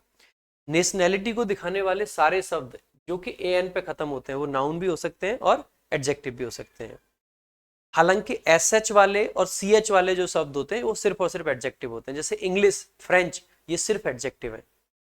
अगर इनके लिए हमें नाउन लिखना पड़ेगा तो हम लिखेंगे an English man, a French man, या अ फ्रेंच पर्सन। लेकिन इंडियन के लिए इंडियन से काम चल जाएगा, अमेरिकन के लिए अमेरिकन से, तो आर्टिकल एक ही जगह पे एन का प्रयोग होगा। सेंटेंस में एरर निकालना मुश्किल नहीं था, ये तो आपको यही समझ आ जाएगा कि अमेरिकन है तो उसके साथ में ए गलत है। लेकिन जरूरी है सेंटेंस का स्ट्रक्चर समझना। तो सेंटेंस का स्ट्रक्चर कुछ ये है कि Emily is an American who lives in Paris, जो कि पेरिस में रहती है तो अमेरिकन, लेकिन रहती कहाँ पे है? पेरिस में। और किस लिए रहती है पेरिस में? अपने वर्क के लिए। अब देखो, हु लिव्स आपका क्या रिलेटिव क्लॉज है, इसको आप पूरा का पूरा चेंज कर सकते हो पार्टिसिपल में, और क्योंकि ये एक्टिव सेंस है तो एक्टिव पार्टिसिपल लिविंग लगा दोगे। So Emily is an American, Emily एक अमेरिकन है जो कि रहती है लिविंग इन पेरिस, पेरिस में रहती है फॉर हर वर्क। तो लिविंग यहाँ पे कहीं ना कहीं एडजेक्टिव है जो कि किसको डिफाइन कर रहा है, इस अमेरिकन को, यानी कि एक अमेरिकन लड़की है जो कि पेरिस में रहती है। तो आप आसानी से आंसर मार्क कर सकते हो, ए ऑप्शन है। एरर मार्क करना आसान था, लेकिन कुछ बच्चों को इस क्वेश्चन को डिफाइन मतलब डिकोड करने में थोड़ा सा मतलब दिक्कत हो सकती है कि लिविंग यहाँ पे क्या है, इसका मीनिंग क्या है। सेंटेंस का मीनिंग है कि एमिली अमेरिकन है जो कि पेरिस में रहती है अपने काम के लिए। ठीक है, नेक्स्ट देखेंगे, अगला आपका क्वेश्चन है, the aeroplane took down without the passengers after making a sudden announcement. जैसे ही आपने देखा कि बिना पैसेंजर्स के, अब देखो कुछ लोग समझ सकते हैं कि नीचे आ गया, कुछ समझ सकते हैं ऊपर। अब नीचे बिना पैसेंजर्स के आ जाए ऐसा तो पॉसिबल है नहीं, हवा में तो पैसेंजर्स को छोड़ नहीं आएगा। यहाँ पे हम बात कर रहे हैं कि जो एरोप्लेन था वो उड़ गया सडन अनाउंसमेंट के बाद में बिना पैसेंजर्स के, उड़ने की बात है। तो इसके लिए जो फ्रेजल वर्ब होती है वो टेक ऑफ होती है, ना कि टेक डाउन। टेक ऑफ करने का मतलब होता है बेसिकली उड़ान भरना। सो the aeroplane took off without the passengers after making a sudden announcement। कौन से ऑप्शन में एरर हो जाएगा, ए ऑप्शन में। नेक्स्ट देखेंगे अगला। अच्छा, एक चीज जरूर ध्यान रख लेना, एरोप्लेन के बारे में वोकेबलरी पे एक दो बार पहले भी एरर आया है। टेक ऑफ करने का मतलब है उड़ना, जब हवा में है तो वो फ्लाई कर रहा होता है। ठीक है, इसके अलावा जब एरोप्लेन आता है, ठीक है, जैसे मान लीजिए ये आपका एयरपोर्ट है, ठीक है, यहाँ पे एरोप्लेन हवा में था, हवा में से सीधे यहाँ पे इसने क्या किया, लैंड करता है। तो जब जमीन पे उतरता है तो लैंड करता है। अब ये जो लैंड करने के बाद से और यहाँ एयरपोर्ट तक जो चलता है, ये आपका रोड दिखाई दे रहा है, इसको रोड नहीं बोलते हैं, इस रोड को बोला जाता है रनवे। तो कहाँ पे चलता है वो, रनवे पे चलता है। और एरोप्लेन जब रनवे पे चलता है तो उसके लिए क्या वर्ब लगाओगे, क्या वो ड्राइव कर रहा है, क्या वो फ्लाई कर रहा है, फ्लाई तो कर नहीं रहा। फ्लाई तो तब करेगा जब हवा में होगा। एरोप्लेन ड्राइव करता ही नहीं है, इसीलिए ड्राइव भी नहीं लगा सकते। तो फिर क्या लगेगा, एरोप्लेन जब यहां से और यहां तक जाता है, या यहां से और जहां तक टेक ऑफ करता है वहां तक जाता है, उसके लिए आपकी वर्ब आती है टैक्सी। क्या आती है, टैक्सी, जिसकी सेकंड फॉर्म और थर्ड फॉर्म होती है टैक्सीड। इस पर पास्ट में एरर पूछा जा चुका है एक बार, तो ध्यान रखेंगे इसका। ठीक है, so the aeroplane landed and taxied towards the airport, ऐसे करके लिखेंगे। ड्रॉप टुवर्ड्स नहीं लिखेंगे, टैक्सीड टुवर्ड्स लिखेंगे। ठीक है, अच्छा क्वेश्चन बन सकता है, इस पर ध्यान देंगे। अगला क्वेश्चन देखेंगे, this is a doll and there is a umbrella. तो अम्ब्रेला के लिए तो अ नहीं आएगा, एन अम्ब्रेला आ जाएगा, है ना, एन अम्ब्रेला। नेक्स्ट देखेंगे, अगला आपका क्वेश्चन है, सी सेल बीइंग ट्रेवलिंग। अब जैसे ही देखा सेल है, सेल के बाद में भाई आपकी आईएनजी फॉर्म नहीं बेस फॉर्म आएगी, तो सी सेल बी ट्रेवलिंग। ठीक है, नेक्स्ट देखेंगे अगला आपका question, the hotel room which be booked is not enough big. अब इनफ के साथ में आपको कई बार बताया गया कि अगर ये एडजेक्टिव के लिए आए तो एडजेक्टिव के बाद आता है, नाउन के लिए आता है तो नाउन के पहले आता है। तो ये जो एडजेक्टिव बिग है इससे पहले लिखा जाएगा, तो इज नॉट बिग इनफ, क्या लिख देंगे, बिग इनफ। ठीक है, नाउन के पहले लिखा जाता है, एडजेक्टिव के बाद में। वी हैज ट्रेवल्ड, बहुत सिंपल सा क्वेश्चन है, वी आपका प्लूरल सब्जेक्ट है, इसीलिए इसके साथ में हैज नहीं हैव का प्रयोग किया जाएगा। नेक्स्ट देखेंगे अगला आपका क्वेश्चन। आगे बढ़ने से पहले भाई आपको बता दूं, अगर आपने हमारी अब तक इंग्लिश रामबाण किताब को चेकआउट नहीं करा है तो एक बार जरूर करना। एक बात की गारंटी के साथ मैं ये बात कह सकता हूं कि इस किताब से बेहतर कंटेंट आपको कहीं पे भी नहीं मिलेगा। एक एक चीज को बड़े लॉजिकल अंदाज में इसमें समझाया हुआ है। लगभग 280 के करीब आपकी फ्लिपकार्ट पे ये किताब अवेलेबल रहती है। अभी जाएं फ्लिपकार्ट पर जरूर चेकआउट करें, इंग्लिश रामबाण बहुत बेहतरीन कंटेंट के साथ में, और जबरदस्त आपके एक एक कॉन्सेप्ट को समझा रखा है इस किताब में। आगे देखेंगे नेक्स्ट, अगला आपका क्वेश्चन है, the soldiers were selected on the selection of gallantry spirits. देखेंगे, अब जैसे ही आपने ऑन दी सेक्शन दे रखा है, not selection, the soldiers were selected on the section of gallantry spirits. जैसे ही देखोगे ऑन दी सेक्शन नहीं होगा, ऑन दी सेक्शन नहीं होगा, या तो आप लिख सकते हैं कि जो सोल्जर्स हैं उनको सेलेक्ट किया जाता है, किस बेस पे किया जाता है, जो गैलेंट्री स्पिरिट उनकी होती है उस पे। सो ऑन दी बेसिस ऑफ कर सकते हैं, किस बेस पे किया जा रहा है। ठीक है, so on the basis, on the basis of gallantry spirit. ठीक है, आगे देखेंगे next, if she exercises daily she would remain energetic and fit for ever. जैसे ही आप इस सेंटेंस को देखते हो, कहा गया है कि अगर वो डेली एक्सरसाइज करे सी वुड। अब देखो इधर प्रेजेंट का इंडेफिनिट टेंस है तो वुड का नहीं विल का प्रयोग किया जाता है यहाँ पे। She will remain energetic and fit for ever. Next, a owl is a bird which has wide eyes. जैसे ही आप देखोगे ओल आपका उल्लू जो होता है ये तो आर्टिकल एन लेगा। सो एन ओल is a bird which has wide eyes, asymmetrical ears and is found mostly in forests। Next देखेंगे, देखो आर्टिकल पे काफी क्वेश्चंस आ रखे हैं, सारे बेसिक हैं। बस अल्टीमेटली आपको ध्यान रखना है कि आपको वर्ड बाय वर्ड फोकस करना है। जब भी हम एरर डिटेक्शन के क्वेश्चंस की बात करते हैं तो आपको वर्ड बाय वर्ड चलना चाहिए, पहला शब्द, दूसरा शब्द, तीसरा शब्द, एक एक करके फोकस करोगे तो आपको चीजें अच्छे से समझ आ पाएंगी। अगर आप डायरेक्टली चलते जाओगे, बढ़ते जाओगे, पूरा सेंटेंस एक बार में पढ़ोगे तो एरर आप वहां पे मतलब गैस नहीं कर पाओगे कि क्या एरर है, वहां पे अक्सर करके मिस कर जाओगे। The teacher will never give you punishment if you will come on time. भाई इफ के साथ में विल नहीं आता, ये बात तो बहुत बार बता चुके हैं, तो आगे बढ़ेंगे फटाफट। देखो सेंटेंस के लिए डायरेक्शन अलग से दी गई है कि there is an error in the given sentence, from the options given identify the sentence that corrects the error to make it a grammatically accurate sentence. Harmeet is not innocent such as Uday. जैसे आपने कहा कि जो हरमित है वो उतना innocent नहीं है जितना कि उदय है, ये कहना चाह रहे हैं। तो जब भी हम दो चीजों को इस प्रकार से कंपेयर करते हैं तो एज वाला स्ट्रक्चर जो हमारा होता है वो लगा सकते हैं या सो एज लगा सकते हैं, जिनको हम सिमिली बोलते हैं। तो या तो सो एज लगता है और या फिर आपका एज लगता है। एज नेगेटिव पॉजिटिव सब में आ जाता है, सो एज आपका सिर्फ नेगेटिव में आता है। तो एज मच एज इनोसेंट नहीं होगा, बीच में एडजेक्टिव आता है तो एज का प्रयोग इनोसेंट के बाद होना चाहिए था। 3 बार एज नहीं आएगा तो ये वाला ऑप्शन आपका गलत है। Harmeet is not innocent than Uday. भाई अगर देन आया है तो कंपैरेटिव डिग्री का प्रयोग होगा, तो ये भी आपका गलत हो जाता है। इज नॉट एज इनोसेंट, फिर बीच में मोर बिनावत लगा दिया, देन बिनावत लगा दिया, तो ये भी गलत हो जाता है। तो Harmit is not as innocent as Uday. Option 4 आपका करेक्ट आंसर हो जाएगा। अगले ऑप्शन की तरफ चलेंगे, क्वेश्चन की तरफ। The shop usually open 10 minutes late. अब देखो जैसे ही आप देखते हैं ये जो यूजुअली वगैरह होते हैं, ठीक है, ये आपके इंडेफिनिट टेंस में आते हैं। पास्ट इंडेफिनिट में भी पॉसिबल है, प्रेजेंट इंडेफिनिट में भी पॉसिबल है।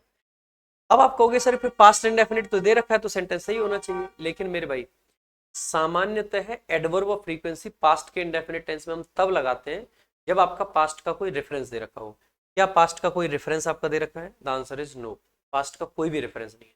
अगर पास्ट का रेफरेंस नहीं है तो इसको हमें प्रेजेंट में ही रखना चाहिए। The shop usually opens 10 minutes late, यानी कि 10 मिनट की देरी से खुलती है। नेक्स्ट देखेंगे, अगला आपका क्वेश्चन है, I am going to buy a red car with a leather seats and a sunroof.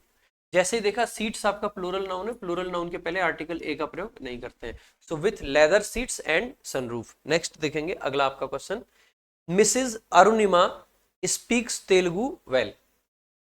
Mrs Arunima subject है, आपकी वर्ब आ जाएगी स्पीक्स, क्योंकि सब्जेक्ट सिंगुलर है तो एस लगा रखा है। क्या स्पीक करते हैं? तेलुगु। तेलुगु भाषा का नाम है, आर्टिकल नहीं आएगा। कैसे तेलुगु बोलती है? अच्छे से बोलती है, वेल। यानी कि सब कुछ सही है, सब कुछ सही है तो नो एरर। ठीक है, no error is the correct answer. Next देखेंगे, अगला आपका question, according to the encyclopedia a oasis. Oasis को जैसे ही आप देखते हो आर्टिकल ए नहीं आएगा, एन आ जाएगा। ठीक है, आर्टिकल एन का प्रयोग करेंगे एक ही जगह। नेक्स्ट देखेंगे, अगला आपका क्वेश्चन है, he have workers from Ireland and France in his factory। जैसे ही देखोगे ही तो आपका सिंगुलर है, सिंगुलर है तो ही हैव नहीं आएगा, ही हैज आ जाएगा। अगले क्वेश्चन की तरफ चलेंगे। नेक्स्ट आपका क्वेश्चन है, that day we reached late for the competition and even though the competition went on smooth. जैसे ही आप सेंटेंस को देखोगे, पूरे को एक बार पढ़ेंगे, आगे पढ़ देता हूं। I felt bad about Shivani losing it.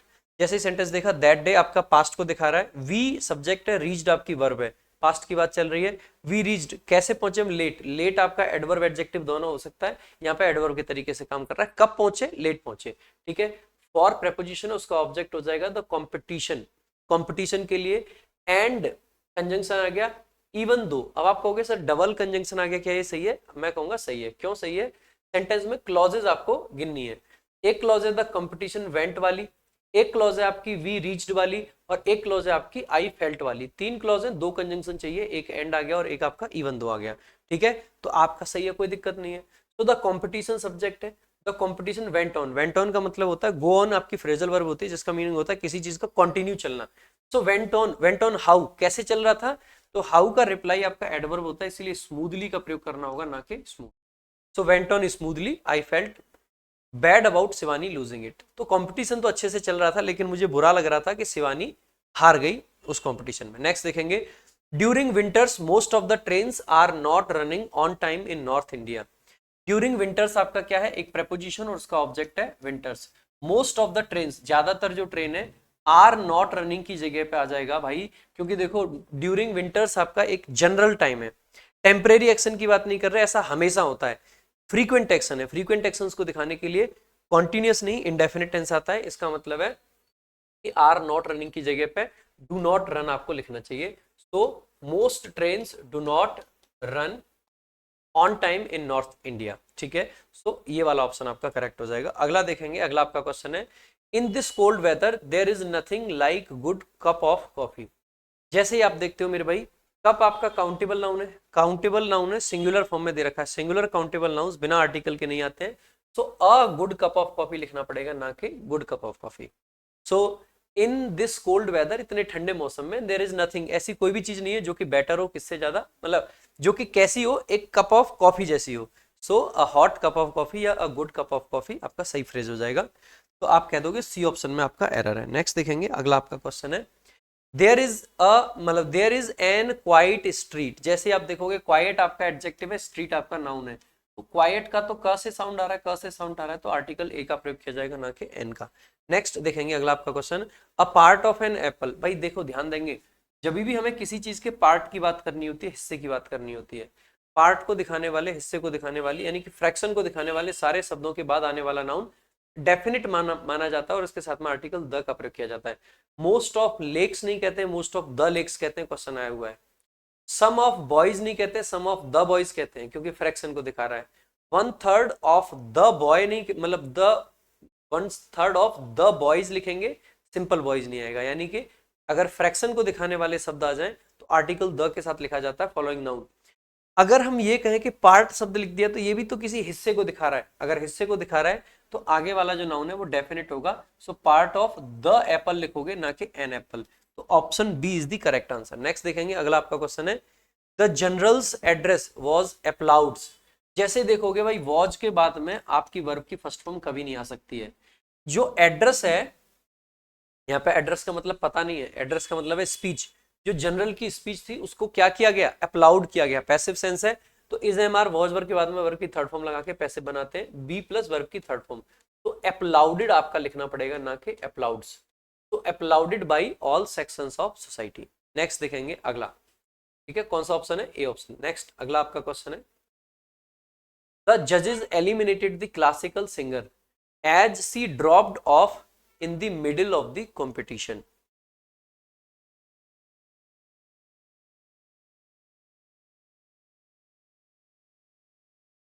देखो भाई, अगेन ये वाला ऑफ जो है क्या दिखाता है, रिलेशंस दिखाता है। रिलेशंस की बात ही नहीं करनी है हमें, हमें क्या करना है, ड्रॉप आउट। ड्रॉप आउट करने का मतलब है बाहर निकल जाना। ड्रॉप आउट आपने अक्सर करके देखा होगा, अ ड्रॉप आउट स्टूडेंट बोल देते हैं, ठीक है। तो वो स्टूडेंट जो बीच में ही छोड़ देते हैं किसी चीज को, और छोड़ा यानी कि अलग हो रहे हैं। अलग होने के लिए मैंने आपको बताया था, ऑफ तो रिलेशंस के लिए आता है। सो ड्रॉप आउट लिखते हैं, ना कि ड्रॉप ऑफ। और मैंने आपसे क्या कहा है कि फ्रेजल वर्ब हो सकता है आप करेक्ट ना कर पाओ, लेकिन आपको इतना आना चाहिए कि अगर एरर वाला क्वेश्चन आ जाए तो देखते ही क्लिक कर जाए कि यहाँ पे एरर है, ठीक है। तो ऑफ तो रिलेशन दिखाता है, ड्रॉप कर रहे हो किसी चीज को तो रिलेशन नहीं दिखाना है आपको, अलग होना, बिखराव की बात कर रहे हैं, तो ड्रॉप आउट। नेक्स्ट अगला आपका क्वेश्चन है, the sun rises in an east. नहीं भाई, दिशाओं के नाम के साथ में आर्टिकल द का प्रयोग किया जाता है, इन द ईस्ट। वहां पे द वेस्ट पहले से लगा रखा है। नेक्स्ट अगला आपका क्वेश्चन है, in geography class the teacher told the students Switzerland lies inside Germany, France, Austria and Italy. अब इतने देशों के अंदर नहीं है स्विट्जरलैंड, इनके बीच में है। और के बीच के सेंस में हम बिटवीन का प्रयोग करते हैं, खास करके अगर सारे नाम अलग अलग मेंशन करे गए हों तो बिटवीन आता है। मैंने आपको 51 दिन 51 मैराथन की क्लास में भी ये पढ़ाया है, और वैसे भी नॉर्मली भी आपको वीओडी बैच से अगर आप हो तो वहां भी पढ़ा रखा है, ठीक है। नेक्स्ट देखेंगे अगला आपका question, there are 8 planets in our solar system and a earth is the third planet from the sun। भाई जितने भी आपके प्लैनेट्स होते हैं सोलर सिस्टम में, जितनी भी हेवनली बॉडीज हैं, उनके साथ में आर्टिकल द का प्रयोग करते हैं, ना कि आर्टिकल ए या एन का।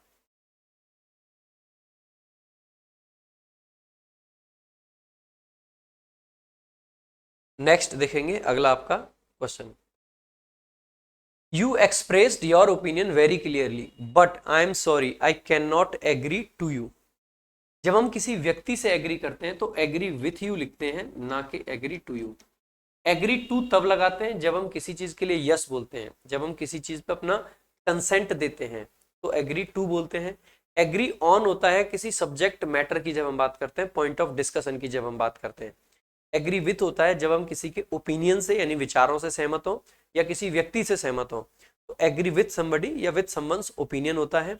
एग्री ऑन लाइक कोई सब्जेक्ट हो सकता है, और एग्री टू बेसिकली किसी चीज के लिए यस बोल देना। ठीक है, तो हम कह सकते हैं इजीली यहाँ पे कि एग्री के साथ में टू का नहीं विथ का प्रयोग होगा। नेक्स्ट अगला क्वेश्चन है, our plane arrived at the Mumbai airport at the right time.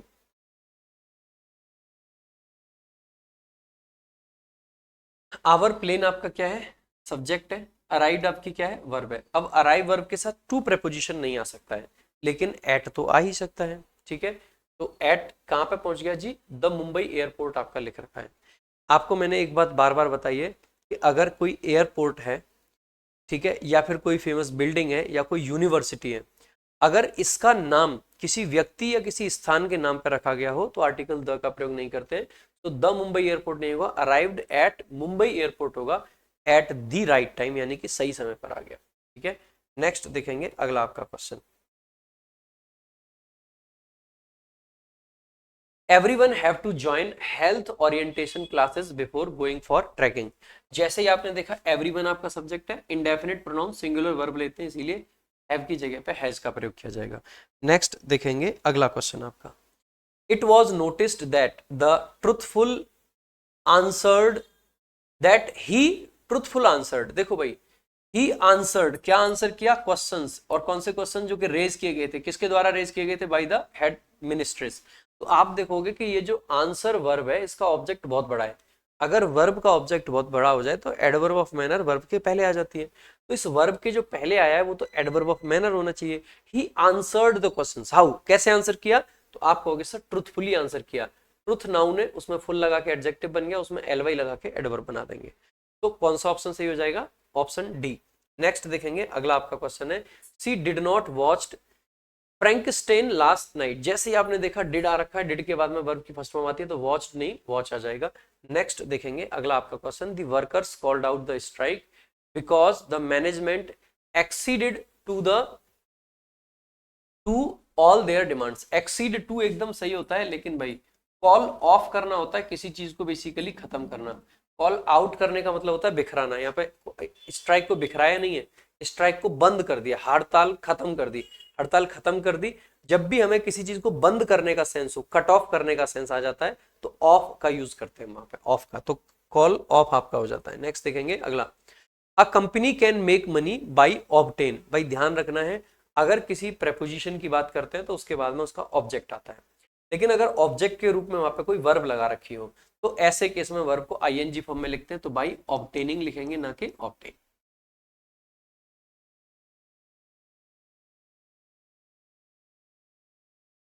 ठीक है, so by obtaining. Next, there was an gang of thieves. भाई गैंग के साथ में ग का साउंड है, ग का साउंड है, तो ए नहीं, मतलब एन नहीं, ए का प्रयोग किया जाएगा।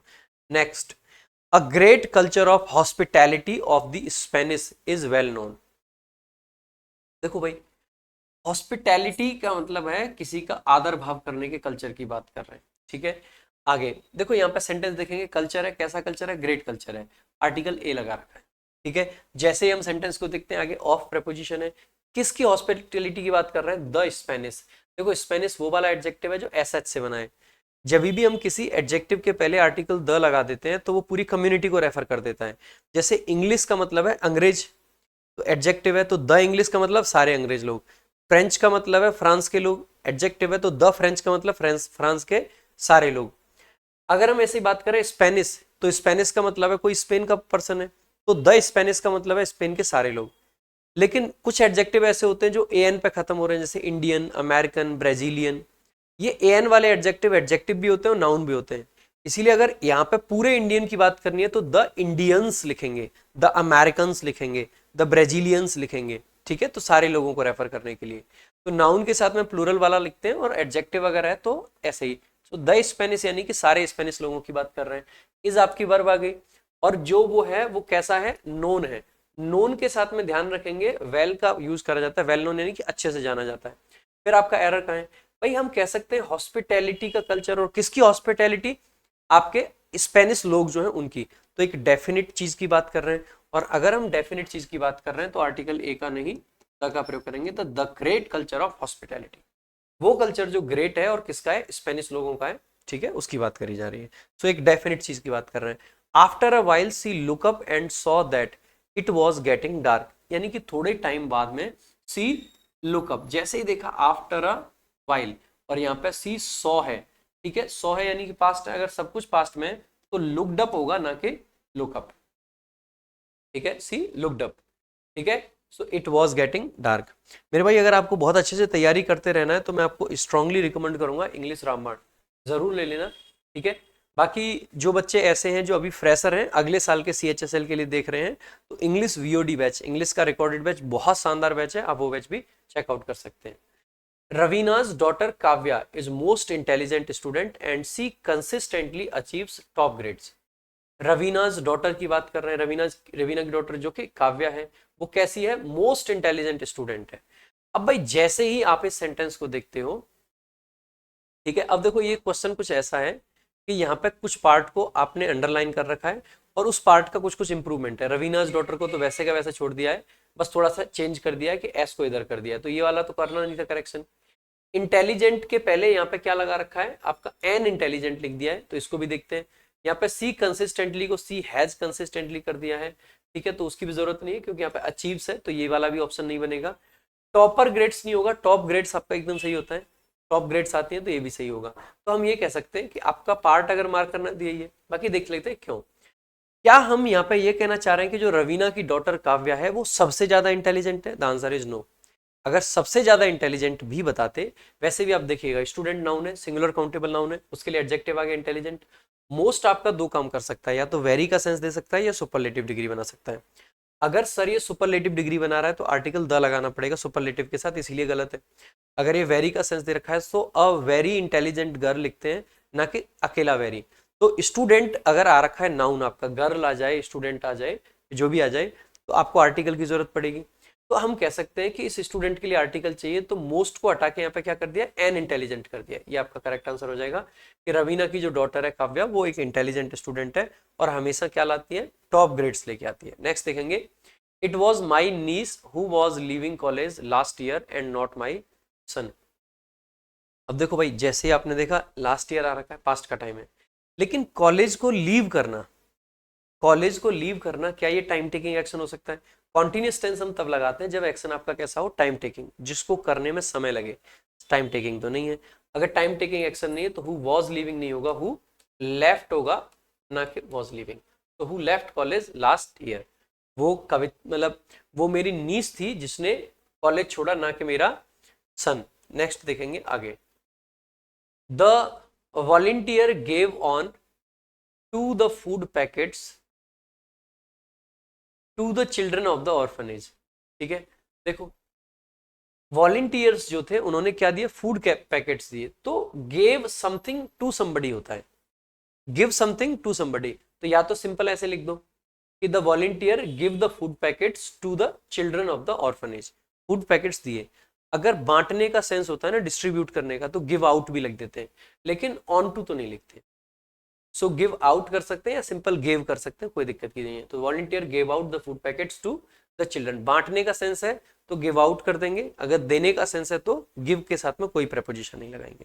ठीक है, तो कौन से पार्ट में एरर है, इस वाले पार्ट में। नेक्स्ट देखेंगे अगला आपका क्वेश्चन, सिंस चाइल्डहुड, बचपन से Monty at his food fast and he will not change. भाई सिंस अगर आपने लगा दिया है तो सिंस के साथ में परफेक्ट टेंस आता है या परफेक्ट कॉन्टिन्यूस टेंस आता है। तो आप कह सकते हो कि मोंटी के साथ में आपको परफेक्ट कॉन्टिन्यूस टेंस की जरूरत है। कब परफेक्ट आता है, कब परफेक्ट कॉन्टिन्यूस? अगर आपका स्टेटिव वर्ब हो तो परफेक्ट आता है। अगर वर्ब के ऑब्जेक्ट में कोई नंबर मेंशन कर रखा हो, यानी कि सिंपल शब्दों में कहूं तो कोई रिजल्ट दे रखा हो, तो ऐसे केस में परफेक्ट आता है, अदरवाइज आपका परफेक्ट कॉन्टिन्यूस आता है।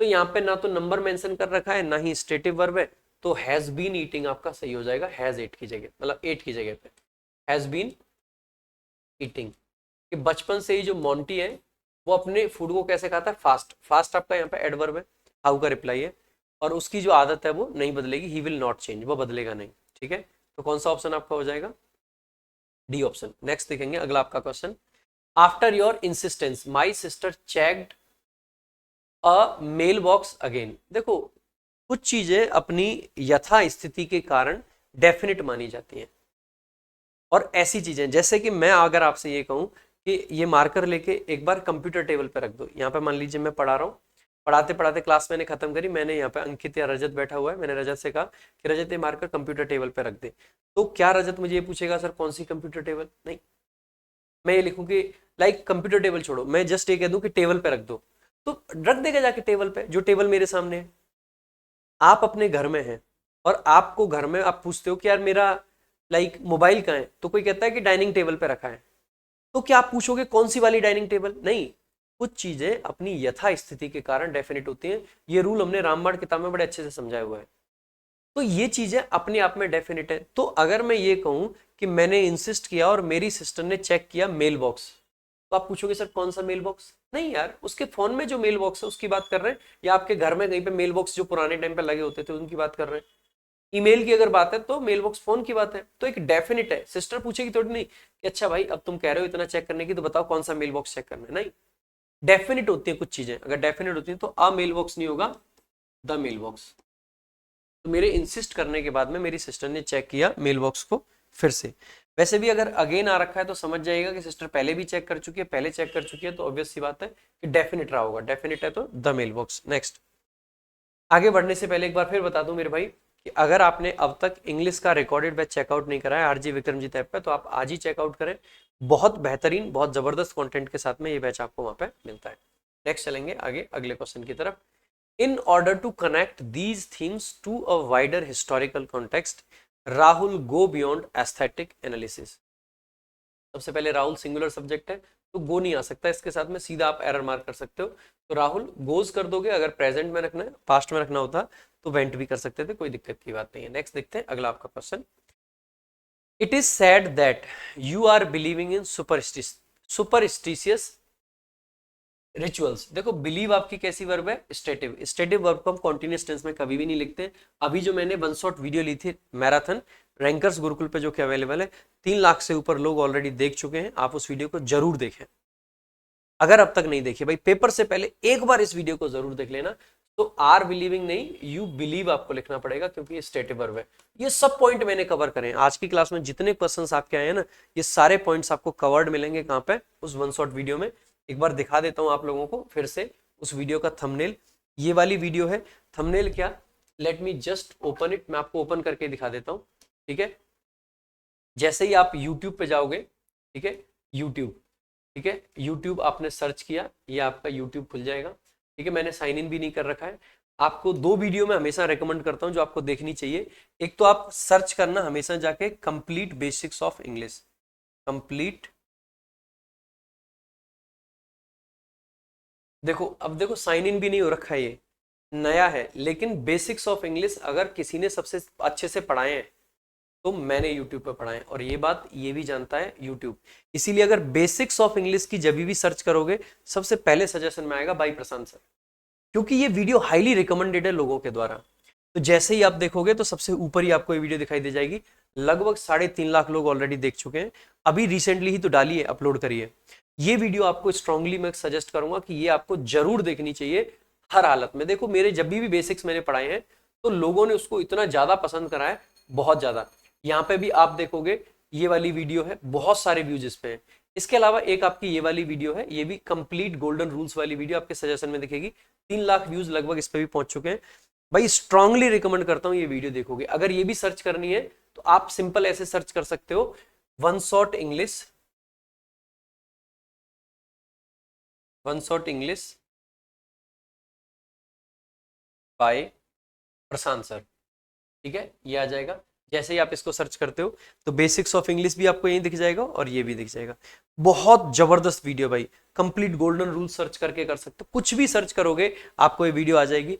बहुत जबरदस्त क्लास है, ये वीडियो आप एक बार जरूर देख लेना, पेपर में जाने से पहले आपका कंप्लीट इंग्लिश रिवाइज हो जाएगा, इस चीज की मैं गारंटी देता हूं। तो ये दोनों वीडियो हाईली रिकमेंडेड है, इनको जरूर देखना।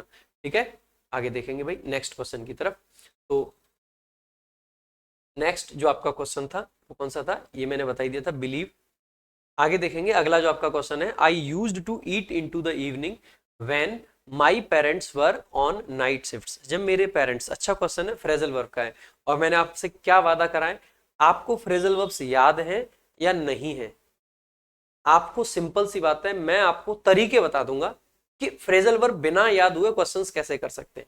और ध्यान रखना, जब भी कोई फ्रेजल वर्ब आ जाए, सिंपल सी बात है कि आपको तुरंत ही उस पर ध्यान देना है, बस ध्यान दे दिया आपका क्वेश्चन सही हो जाएगा, मेरी गारंटी, बिना याद हुए। आई यूज्ड टू आपका मॉडल होता है, पास्ट में हैबिट को दिखाता है, पास्ट की हैबिट है। Into, in the evening, in the evening तो सही है, in the evening, in the morning, लेकिन इनटू लगा रखा है, इसका क्या रोल है इसको देखते हैं। I use to eat in the evening नहीं कह सकते, मैं खाना खाता था जब मेरे पापा मम्मी नाइट शिफ्ट पे होते थे, ये क्या बात हुई। जब नाइट शिफ्ट पे नहीं होते तो खाना नहीं खाओगे, मम्मी पापा छीन लेंगे हाथ से, नहीं। हम कहना चाहते हैं कि जब मम्मी पापा यानी कि हमारे पेरेंट्स नाइट शिफ्ट करते थे, तो ऐसे केस में मैं बाहर खाना खाता था। बाहर के लिए आप इनटू का प्रयोग करोगे या आउट का प्रयोग करोगे, सिंपल बताओ आप। ईट आउट लिखोगे या इनटू लिखोगे। आप कहोगे सर बाहर खाने की बात है, देखो भाई, आपके अगर पेरेंट्स नाइट ड्यूटी कर रहे हैं तो आप घर में खाना खाओगे या आपको बाहर खाना पड़ेगा, कोई बनाने वाला ही नहीं है, बनाने वाला नहीं है तो बाहर खाना पड़ेगा, बाहर खाना पड़ेगा तो I use to eat out लिखना पड़ेगा, ना कि into. I use to eat out in the evening, evening में मैं बाहर खाना खाता था जब मैं नाइट शिफ्ट पे होता था। The manager noticed that Pragya was first to reach the office on Sunday, on Saturday. जैसे ही आप देखोगे द मैनेजर सब्जेक्ट है, नोटिस्ड आपकी वर्ब है, दैट कंजंक्शन है, प्रज्ञा सब्जेक्ट है, वॉज आपकी वर्ब है। फर्स्ट आपका ऑर्डिनल है, ऑर्डिनल्स के साथ में आर्टिकल द का प्रयोग किया जाता है। Was the first to reach the office on Sunday. अगला क्वेश्चन देखेंगे एक बार। The chief guest gave out prizes to the meritorious students of the school. अब देखो यहाँ पे जैसे आप सेंटेंस को देखते हो, सबसे पहले गेव आपकी वर्ब है, चीफ गेस्ट सब्जेक्ट है, गेव वर्ब है, आपको लगेगा ठीक है, लेकिन गेव आउट पूरी फ्रेजल वर्ब बन रही है। और मैंने आपसे बार बार कहा कि जब भी सेंटेंस में कोई फ्रेजल वर्ब दिखाई दे सीधा ध्यान जाना चाहिए। अब देखो यहाँ पे थोड़ी सी आपको जरूरत पड़ेगी नॉलेज की। गेव आउट मैंने बताया था ना, बिखराव को दिखाने के लिए, बांटने को दिखाने के लिए। और मेरे भाई किसी चीज को ना, प्राइजेस वगैरह जो होते हैं इनको बांटा वैसे नहीं जाता है कि चलो भाई प्राइज बांट देते हैं। वैसे तो बोलते हैं कि स्कूल में प्राइज बांटे गए, ये हुआ, लेकिन बांटने का मतलब होता है, जैसे डिस्ट्रीब्यूट करने का मतलब क्या होता है, लाइक बहुत लंबे मतलब बहुत बड़े नंबर में लोग खड़े हैं, उनको सबको एक एक पैकेट दे दिया खाने का। इस तरीके का जो बांटना होता है उसके लिए गिव आउट लगा देते हैं, कोई दिक्कत नहीं है। जो किसी को फूड पैकेट बांटे गए, आर्मी गई, लाइक कहीं पे बाढ़ आ गई तो जो फ्लड अफेक्टेड एरियाज है वहां पे क्या करते हैं, आर्मी फूड पैकेट्स बांटती है, तो वहां पे गिव आउट ठीक है। लेकिन जब भी हम किसी चीज को एज अ गिफ्ट किसी को दे रहे हो तो एक आपकी फ्रेजल वर्ब आ जाते हैं गिव अवे। आपने अक्सर करके देखा होगा लोग बुक्स का गिव अवे कर रहे होते हैं। या फिर सिंपल अगर प्राइज देने की बात है ना, तो डायरेक्टली किसी को दिया जाता है, बांटा नहीं जाता है। अगर डायरेक्टली दिया जाता है so give prizes to the meritorious students of the school, तो उसने सीधा उसको प्राइज दिया, तो आपको कोई फ्रेजल वर्ब लगाने की जरूरत नहीं पड़ेगी, तो नॉर्मल लिख देंगे। किसी को गिफ्ट वगैरह के लिए हम गिव अवे भी यूज कर लेते हैं, बाकी प्राइज वगैरह के लिए नॉर्मल लिखेंगे। वैसे जो नॉर्मली बांटना होता है वहां पे गिव आउट का यूज कर लेते हैं। नेक्स्ट अगला आपका क्वेश्चन है, mathematics help in developing the logical mindset of students. अब देखो, अब मैथमेटिक्स यहाँ पे क्या है, एक सब्जेक्ट है। अगर सब्जेक्ट, अगर आपका सब मतलब किसी विषय का नाम अगर सब्जेक्ट के रूप में यूज किया जाए तो वो सिंगुलर माना जाता है। आपको ये बात मैंने मैराथन वाली क्लास में भी समझाई थी। तो मैथमेटिक्स हेल्प्स आपका करेक्ट आंसर होगा, ना कि हेल्प। क्या आंसर हो जाएगा करेक्ट, हेल्प्स हो जाएगा, ना कि हेल्प। ठीक है, आगे अगला आपका क्वेश्चन है, she was fond of walking along the path besides the lake. जैसे ही आपने देखा she was fond of, fond of का मतलब होता है शौकीन, ऑफ प्रेपोजिशन है तो उसका ऑब्जेक्ट हो जाएगा वॉकिंग। और कहां पे वॉक करने की बात कर रहे हैं हम, अलोंग द पाथ, अलोंग यानी कि साथ साथ, किसके साथ साथ, रास्ते के। अब देखो एक आपका प्रेपोजिशन होता है बिसाइड्स और एक होता है बिसाइड। बिसाइड का मतलब होता है के बगल में, और बिसाइड्स का मतलब होता है के साथ साथ, मतलब के अतिरिक्त, के साथ साथ नहीं, के अतिरिक्त कह सकते हैं। तो हम ये नहीं कह रहे कि लेक के अतिरिक्त वो भी वॉक कर रहा था, नहीं, लेक के बगल में जो रास्ता है, के बगल का सेंस है, इसीलिए बिसाइड्स की जगह पे बिसाइड का प्रयोग हो जाएगा। ठीक है मेरे भाई। देखो जिस मैराथन की मैं बार बार बात कर रहा हूँ, गोल्डन रूल्स की, उन गोल्डन रूल्स की हमने एक बुक भी तैयार करी है, जिसको आप कह सकते हैं English formula book, pocket rocket, जो कि बुक अगले 3 से 4 दिन के अंदर आपके मार्केट में अवेलेबल होगी, फ्लिपकार्ट से चेकआउट कर सकते हैं, और बहुत कम से कम प्राइस में ये बुक आपको अवेलेबल करा दी जाएगी। जैसे ही इस क्वेश्चन को देखते हैं, the following sentence has an error in tense, tense का एरर है, identify the error and select the correct sentence from the options. देखो, if you had apprised me about your problems I would have allowed, जैसे ही देखा आपने error, तो यहाँ पे वुड हैव अलाउड होना चाहिए था, अगर इधर हेड प्लस V3 है तो वुड हैव प्लस V3 होना चाहिए था, तो वुड अलाउ नहीं होगा क्योंकि हेड प्राइज है पहला। ये अप्राइज का मतलब होता है इन्फॉर्म करना, अप्राइज समबडी ऑफ समथिंग होता है, ठीक है, ध्यान रखेंगे, या अबाउट समथिंग भी हो जाता है, कोई दिक्कत की बात नहीं है, ठीक है। आगे, इफ यू कैन, तो यहाँ पे कैन नहीं लगा सकते, ये गलत हो जाएगा। हैड अप्राइज्ड है तो वुड हैव अलाउड आपका सही हो जाएगा, ये करेक्ट है। यहाँ पे वुड हैव है लेकिन उधर V2 कर दिया, इसीलिए ये गलत है, तो option C is the correct answer. Next चलेंगे, अगला कंडीशनल सेंटेंस का क्वेश्चन था ये कायदे से। Father took the newspaper in his hand to go through it once again. Father took the newspaper, father subject है, टुक आपकी वर्ब है, टुक का मतलब है लेना, क्या लिया, न्यूज़पेपर, कहां पे लिया, इन हिज हैंड, अपने हाथ में, क्यों लिया, टू गो थ्रू इट, किसी से गो थ्रू करने का मतलब होता है एक बार फिर से उसको देख लेना, ठीक है, वंस अगेन यानी एक बार फिर से। सब कुछ सही लग रहा है, सब कुछ सही लग रहा है, तो यानी कि नो एरर आपका करेक्ट आंसर हो जाएगा, ठीक है। अगला आपका क्वेश्चन है, वैन सेरेना विल अराइव। अब अगेन आपको वैन के साथ में भाई आपको विल का प्रयोग नहीं करना होता है, इफ के साथ में विल का प्रयोग नहीं करना होता है, as soon as long as के साथ में विल का प्रयोग नहीं करना होता है, अनटिल और अनलेस के साथ में विल का प्रयोग नहीं करना होता है। ही डू नॉट फियर, मेरे भाई ही के साथ में डू नहीं डज का प्रयोग करते हैं, ही डज नॉट फियर, ठीक है। The repercussions of this decision, repercussions का मतलब होता है किसी चीज के दुष्परिणाम। नेक्स्ट देखेंगे, अगला आपका क्वेश्चन है, Mumbai is the city of dreams but it is a expensive, नहीं, it is an expensive city. Expensive का साउंड वॉवल साउंड है, वॉवल साउंड के साथ में आर्टिकल एन का प्रयोग करते हैं। It is his job to chase out clients with outstanding debts, it subject है, इज आपकी वर्ब है, हिज आप जॉब आपका कॉम्प्लीमेंट है, ठीक है। अब ये उसकी जॉब है, क्या जॉब है, चेज आउट करना। अब भाई देखो आपकी एक फ्रेजल वर्ब, जैसे ही चेज आउट का मतलब देखेंगे आप, मैंने कहा आउट तो बिखराव को दिखाता है, बिखराव की बात नहीं है, आपको फॉलो अप करना है किसी को, फॉलो अप अगर आपको करना है यानी कि चेज अप करना है, तो आपकी जो फ्रेजल वर्ब है वो करेक्ट फ्रेजल वर्ब होती है चेज अप, फॉलो अप लेना किसी से। तो जब हम किसी को रिमाइंड करने के लिए उसके पास में जाके अगर उसको कुछ बता रहे हैं तो हम उसको चेज अप कर रहे हैं, ठीक है, तो चेज अप आपकी करेक्ट फ्रेजल वर्ब होती है। The teacher will certainly help you if you will ask her, जैसे ही आप देखोगे इफ आ गया, इफ के साथ में भाई विल का प्रयोग आप नहीं कर सकते हो, इफ यू आस्क हर।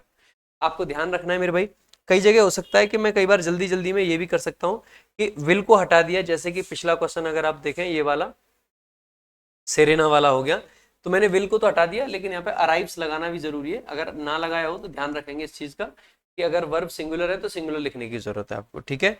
तो आगे देखेंगे, अगला आपका क्वेश्चन क्या है, नेक्स्ट आपका क्वेश्चन है, my vice chancellor works 18 hours a day 7 days a week. जैसे देखोगे माई वाइस चांसलर हो गया, वर्क्स आपकी वर्ब है, कितना काम करता है 18 आवर्स, 18 आवर्स अ डे का मतलब होता है 18 आवर्स पर डे, तो ऐसे ही 7 डेज वीक नहीं होगा, 7 डेज अ वीक हो जाएगा या पर वीक हो जाएगा, तो 7 डेज अ वीक, ठीक है, यानी कि हफ्ते में 7 दिन और दिन में 18 घंटे। मोदी जी से भी बढ़ के हो रहा है भाई।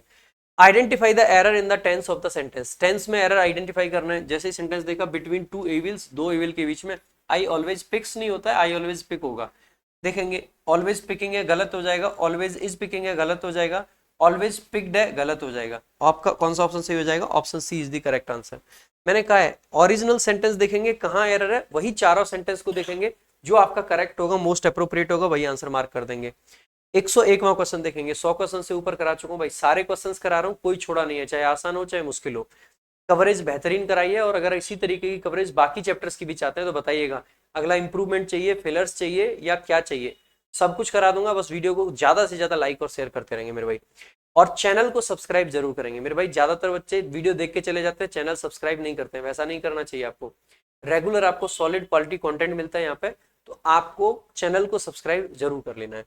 It was possible to achieve anything if one has the grit and determination to keep going। देखो यहाँ पे one has कर रखा है और यहाँ पे it was कर रखा है, मेरे भाई एक जगह पास्ट है एक जगह प्रेजेंट है, ये तो गलत हो जाएगा।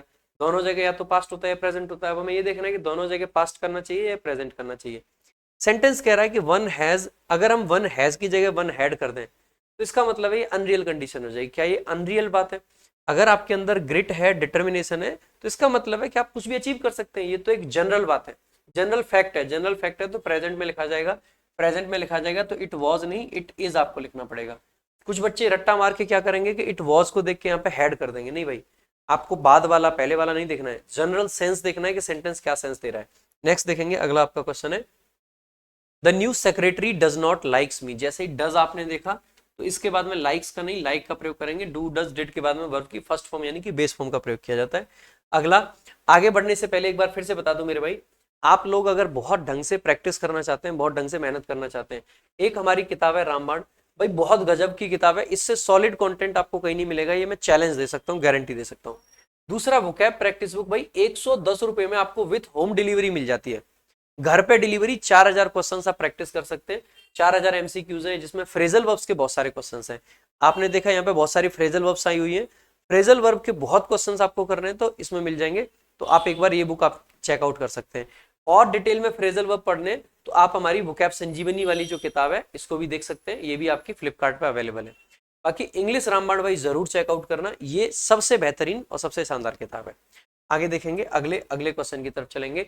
The manager asked the cooking team.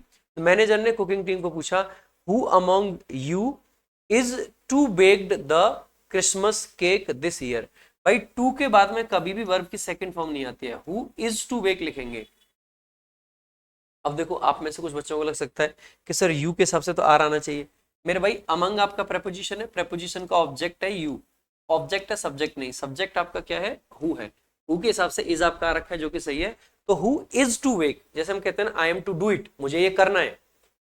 Who is to do it, ये किसको करना है? तो किसको केक बेक करना है, ये बात यहाँ पे करी गई है। ठीक है, तो आप आसानी से कह सकते हैं कौन से पार्ट में एरर है, तो आप कहोगे सर इस वाले पार्ट में। 2+V1 आता है ना कि 2+V2।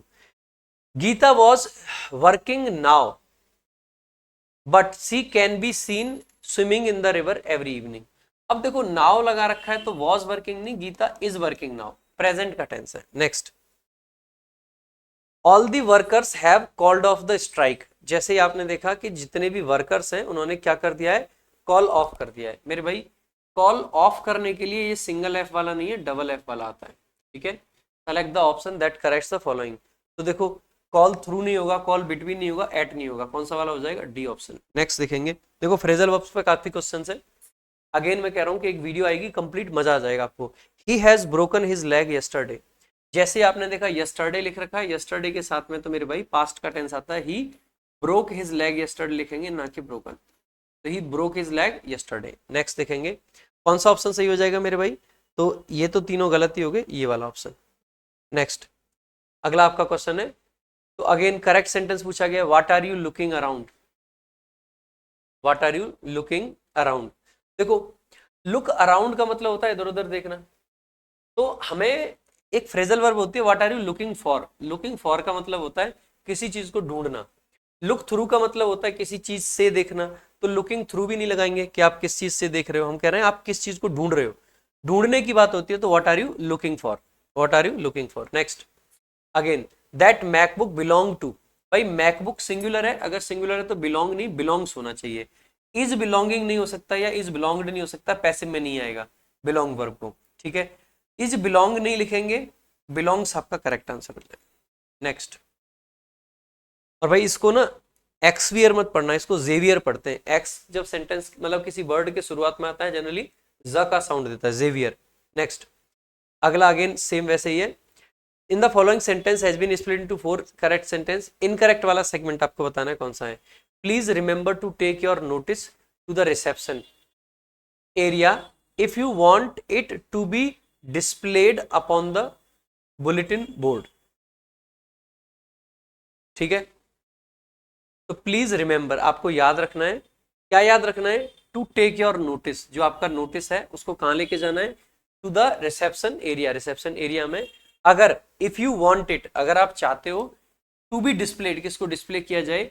Upon the bulletin board नहीं होगा, ऑन दी बुलेटिन बोर्ड हो जाएगा आपका। आगे देखेंगे नेक्स्ट। भाई देखो जब भी हम किसी अगर नोटिस है तो बोर्ड पे लगेगा, तो ऑन दी बोर्ड होता है ना कि अपॉन दी बोर्ड। नेक्स्ट देखेंगे, अगला आपका क्वेश्चन है, Chhotu is a bright young child who yearn. अब देखो जैसे ही आपने देखा हु आपका रिलेटिव प्रोनाउन है, रिलेटिव प्रोनाउन के बाद में जो वर्ब आती है वो सब्जेक्ट के अकॉर्डिंग आती है। सब्जेक्ट क्या है आप में, हु है, हु का एंटीसीडेंट क्या है आपका यंग चाइल्ड, जो कि सिंगुलर है। सिंगुलर है तो यर्न्स आ जाएगा ना कि यर्न। ठीक है, यर्न का मतलब होता है किसी चीज, यर्न फॉर जनरली लगाते हैं हम, इसका मतलब होता है कि किसी चीज के लिए इच्छा रखना। ठीक है, नेक्स्ट अगला आपका क्वेश्चन है, I had seen her with her mother in the cinema hall yesterday. जैसे ही आपने यस्टरडे देखा, पास्ट का टाइम है तो पास्ट का इंडेफिनिट टेंस आया करता है, हैड सीन नहीं आएगा। I saw her with her mother in the cinema hall yesterday. Next आ जाएगा अगला आपका क्वेश्चन, ग्रामेटिकली करेक्ट सेंटेंस आपको देखना है कौन सा हो जाएगा। रागिनी प्लेज द गिटार, देखो गिटार म्यूजिकल इंस्ट्रूमेंट है, आर्टिकल द रखा है। ठीक है, सो आगे देखेंगे, with a melody, melody tone होता तो सही हो सकता था, लेकिन मेलोडी अकेला ऐसे नहीं बना सकते। Ragini plays the guitar with melodiousness, ये भी नहीं होगा। ठीक है, मेलोडियस भी नहीं होगा क्योंकि एडजेक्टिव नहीं। Ragini plays the guitar how melodiously, तो आपका कौन सा ऑप्शन हो जाएगा, बी ऑप्शन करेक्ट आंसर हो जाएगा। एडवर्ब की जरूरत है आपको, ना कि किसी और फ्रेज की। आगे देखेंगे, I am writing to invite you to give a presentation for our jobs and careers conference for engineering graduates. देखो आई एम राइटिंग, मैं लिख रहा हूं, क्यों लिख रहा हूं, टू इनवाइट यू, आपको इनवाइट करने के लिए। किस चीज के लिए इनवाइट करना है, पर्पज क्या है, टू गिव, क्या गिव करना है आपको, अ प्रेजेंटेशन, प्रेजेंटेशन देनी है फॉर आवर जॉब्स, जो हमारी जॉब्स हैं, एंड कैरियर्स कॉन्फ्रेंस। भाई कॉन्फ्रेंस आपका नाउन है, ये नाउन मॉडिफायर है, कैरियर कॉन्फ्रेंस लिखेंगे ना कि कैरियर्स कॉन्फ्रेंस। ठीक है, हालांकि कैरियर्स एडवाइजर, कैरियर्स टीचर वो लिखना पॉसिबल होता है, लेकिन कैरियर कॉन्फ्रेंस लिखेंगे ना कि कैरियर्स कॉन्फ्रेंस। ठीक है, और किसके लिए है कॉन्फ्रेंस, फॉर इंजीनियरिंग ग्रेजुएट्स, जो इंजीनियरिंग के ग्रेजुएट्स हैं उनके लिए। नेक्स्ट देखेंगे अगला आपका question, select the option with the correct use of future tense. Future tense किसमें लगा रखा है, इज गेटिंग तो कॉन्टिन्यूस है प्रेजेंट का, हैव तो प्रेजेंट का, इज प्रेजेंट का, तो विल वाला ऑप्शन सही हो जाएगा, बी ऑप्शन। नेक्स्ट देखेंगे अगला आपका क्वेश्चन है, देखो identify the error in the following sentence. ठीक है, और correct use of phrasal verb पे बेस्ड है ये। तो Prateek was planning to ask Shreya for a favour but he could not muster up the courage so he blacked out. देखो जैसे ही आपने देखा यहाँ पे है ब्लैकआउट, ब्लैकआउट करने का मतलब होता है किसी चीज को मतलब एकदम धुंधला कर देना, खराब कर देना। करेज नहीं था तो वापस आ गया, तो ब्लैकआउट नहीं, बैकआउट होता तो अलग बात होती, तो ये तो नहीं होगा। अब देखो टर्न डाउन का मतलब होता है किसी चीज को रिजेक्ट करना, चेकआउट करने का मतलब होता है किसी होटल वगैरह से वापस निकलना, ब्रोकन करने का मतलब होता है किसी चीज के अंदर चले जाना, चिकनड आउट का मतलब हो जाएगा डर जाना, किसी चीज से डर के वापस हो जाना। Option C is the correct answer. ठीक है, नेक्स्ट अगला आपका क्वेश्चन है, ये भी फ्रेजल वर्ब का एरर है, the police inspector was trying to give out the contradicting stories in the scene of the crime. जैसे ही आपने देखा गिव आउट लिख रखा है। ठीक है, गिव आउट, गिव आउट करने का मतलब मैंने आपको बताया था चीजों को डिस्ट्रीब्यूट करना, अब स्टोरीज को डिस्ट्रीब्यूट नहीं करा जाएगा। तो was trying to lighten up, एक है रस आउट, एक है साइन अप, एक है सॉर्ट आउट। अब जैसे ही आप देखोगे तो जो पुलिस इंस्पेक्टर होगा वो क्या करेगा, सॉर्ट आउट करने का मतलब होता है किसी चीज को सुलझाना, तो जो कॉन्ट्राडिक्टिंग स्टोरीज थी उनको सॉर्ट आउट करेगा व्यक्ति, ना कि उनको गिव आउट। ठीक है, साइन अप करते हैं जनरली हम किसी वेबसाइट वगैरह पे, रस आउट कहीं पे भागने के लिए, भागने का भी सेंस नहीं है, लाइटन अप करने का मतलब है किसी चीज पर प्रकाश डालना, प्रकाश डालने की भी बात नहीं है यहाँ पे। नेक्स्ट देखेंगे अगला आपका क्वेश्चन है, all tickets of the FIFA World Cup have been sold away. अब अगेन ये भी फ्रेजल वर्ब का ही है, भाई सोल्ड अवे नहीं होता है, अवे तो दूरी के लिए आता है, सोल्ड आउट होता है। सोल्ड सेल आउट करने का मतलब है एकदम से सारी चीजें आपकी कंप्लीट हो गई किसी चीज में, जैसे जब सडन आउटब्रस्ट दिखाते हैं तो भी आउट का यूज करते हैं, तो सोल्ड आउट लिखना सही होगा ना कि सोल्ड अवे। ठीक है, तो सोल्ड आउट। नेक्स्ट देखेंगे अगला आपका क्वेश्चन है, with hard work commitment and proper guidance sir Shivram has become a IPS, नहीं होगा एन आईपीएस होगा, an IPS officer. Hard work से, कमिटमेंट से और प्रॉपर गाइडेंस से शिवराम एक आईपीएस ऑफिसर बन गया। Miss Rose is a sweetest of all the girls. जैसे ही देखा सारी क्लास की गर्ल्स की बात कर रही है, उनमें से एक को चूज करना है, तो द स्वीटेस्ट होगा। सुपरलेटिव डिग्री के साथ में आर्टिकल द का प्रयोग किया जाता है। नेक्स्ट देखेंगे, अगला आपका क्वेश्चन है आई विल रिवाइज्ड। भाई विल के बाद में वर्ब की फर्स्ट फॉर्म का प्रयोग किया जाता है, तो रिवाइज तो गलत है। अब देख लेंगे, my course at least 3 times before my final exam. अब देखो बिफोर लगा रखा है, बिफोर के साथ में अगर इधर है तो इधर जनरली परफेक्ट टेंस आ जाता है, तो आई विल हैव रिवाइज्ड आपका सही बन सकता है। आई मस्ट के साथ में रिवाइज्ड तो लिख नहीं सकते हो, आई वुड रिवाइज्ड लिखोगे नहीं, विल बी रिवाइज्ड लिखोगे नहीं, तो कौन सा ऑप्शन हो जाएगा, विल हैव रिवाइज्ड। बिफोर के साथ में जनरली परफेक्ट टेंस का प्रयोग किया जाता है। अगला आपका क्वेश्चन है are today a working day. भाई टुडे तो एक दिन है, तो is today a working day लिखेंगे, ना कि are. So is today a working day और अ हॉलीडे। नेक्स्ट देखेंगे, अगला आपका क्वेश्चन है, ठीक है, फ्रेजल वर्ब का ये मतलब वर्ब का क्वेश्चन है, एलेक्सा हैव बीइंग। तो हैव के साथ में बीइंग नहीं बीन का प्रयोग किया जाएगा, तो और दूसरी एलेक्सा के साथ में हैज का, तो हैज बीइंग गलत है, हैज बीन आपका सही है, वॉज बीन गलत है, इज बीइंग गलत है, सेकंड ऑप्शन करेक्ट आंसर हो जाएगा। अगला आपका क्वेश्चन है shall have you bring your notebook tomorrow. भाई जैसे आपने देखा यू के साथ में जब हम कौन सा टेंस बनाते हैं, इंटेरोगेटिव, तो आपकी जो वर्ब आती है वो विल आती है, विल यू ब्रिंग आप लिखोगे, ना कि सेल यू ब्रिंग या shall have you bring. Next देखेंगे, अगला आपका क्वेश्चन है select the option with the correct use of future tense. Future tense देखो यहाँ पे तो हेड है, तो अगर इधर हेड है तो उधर वुड होना चाहिए था।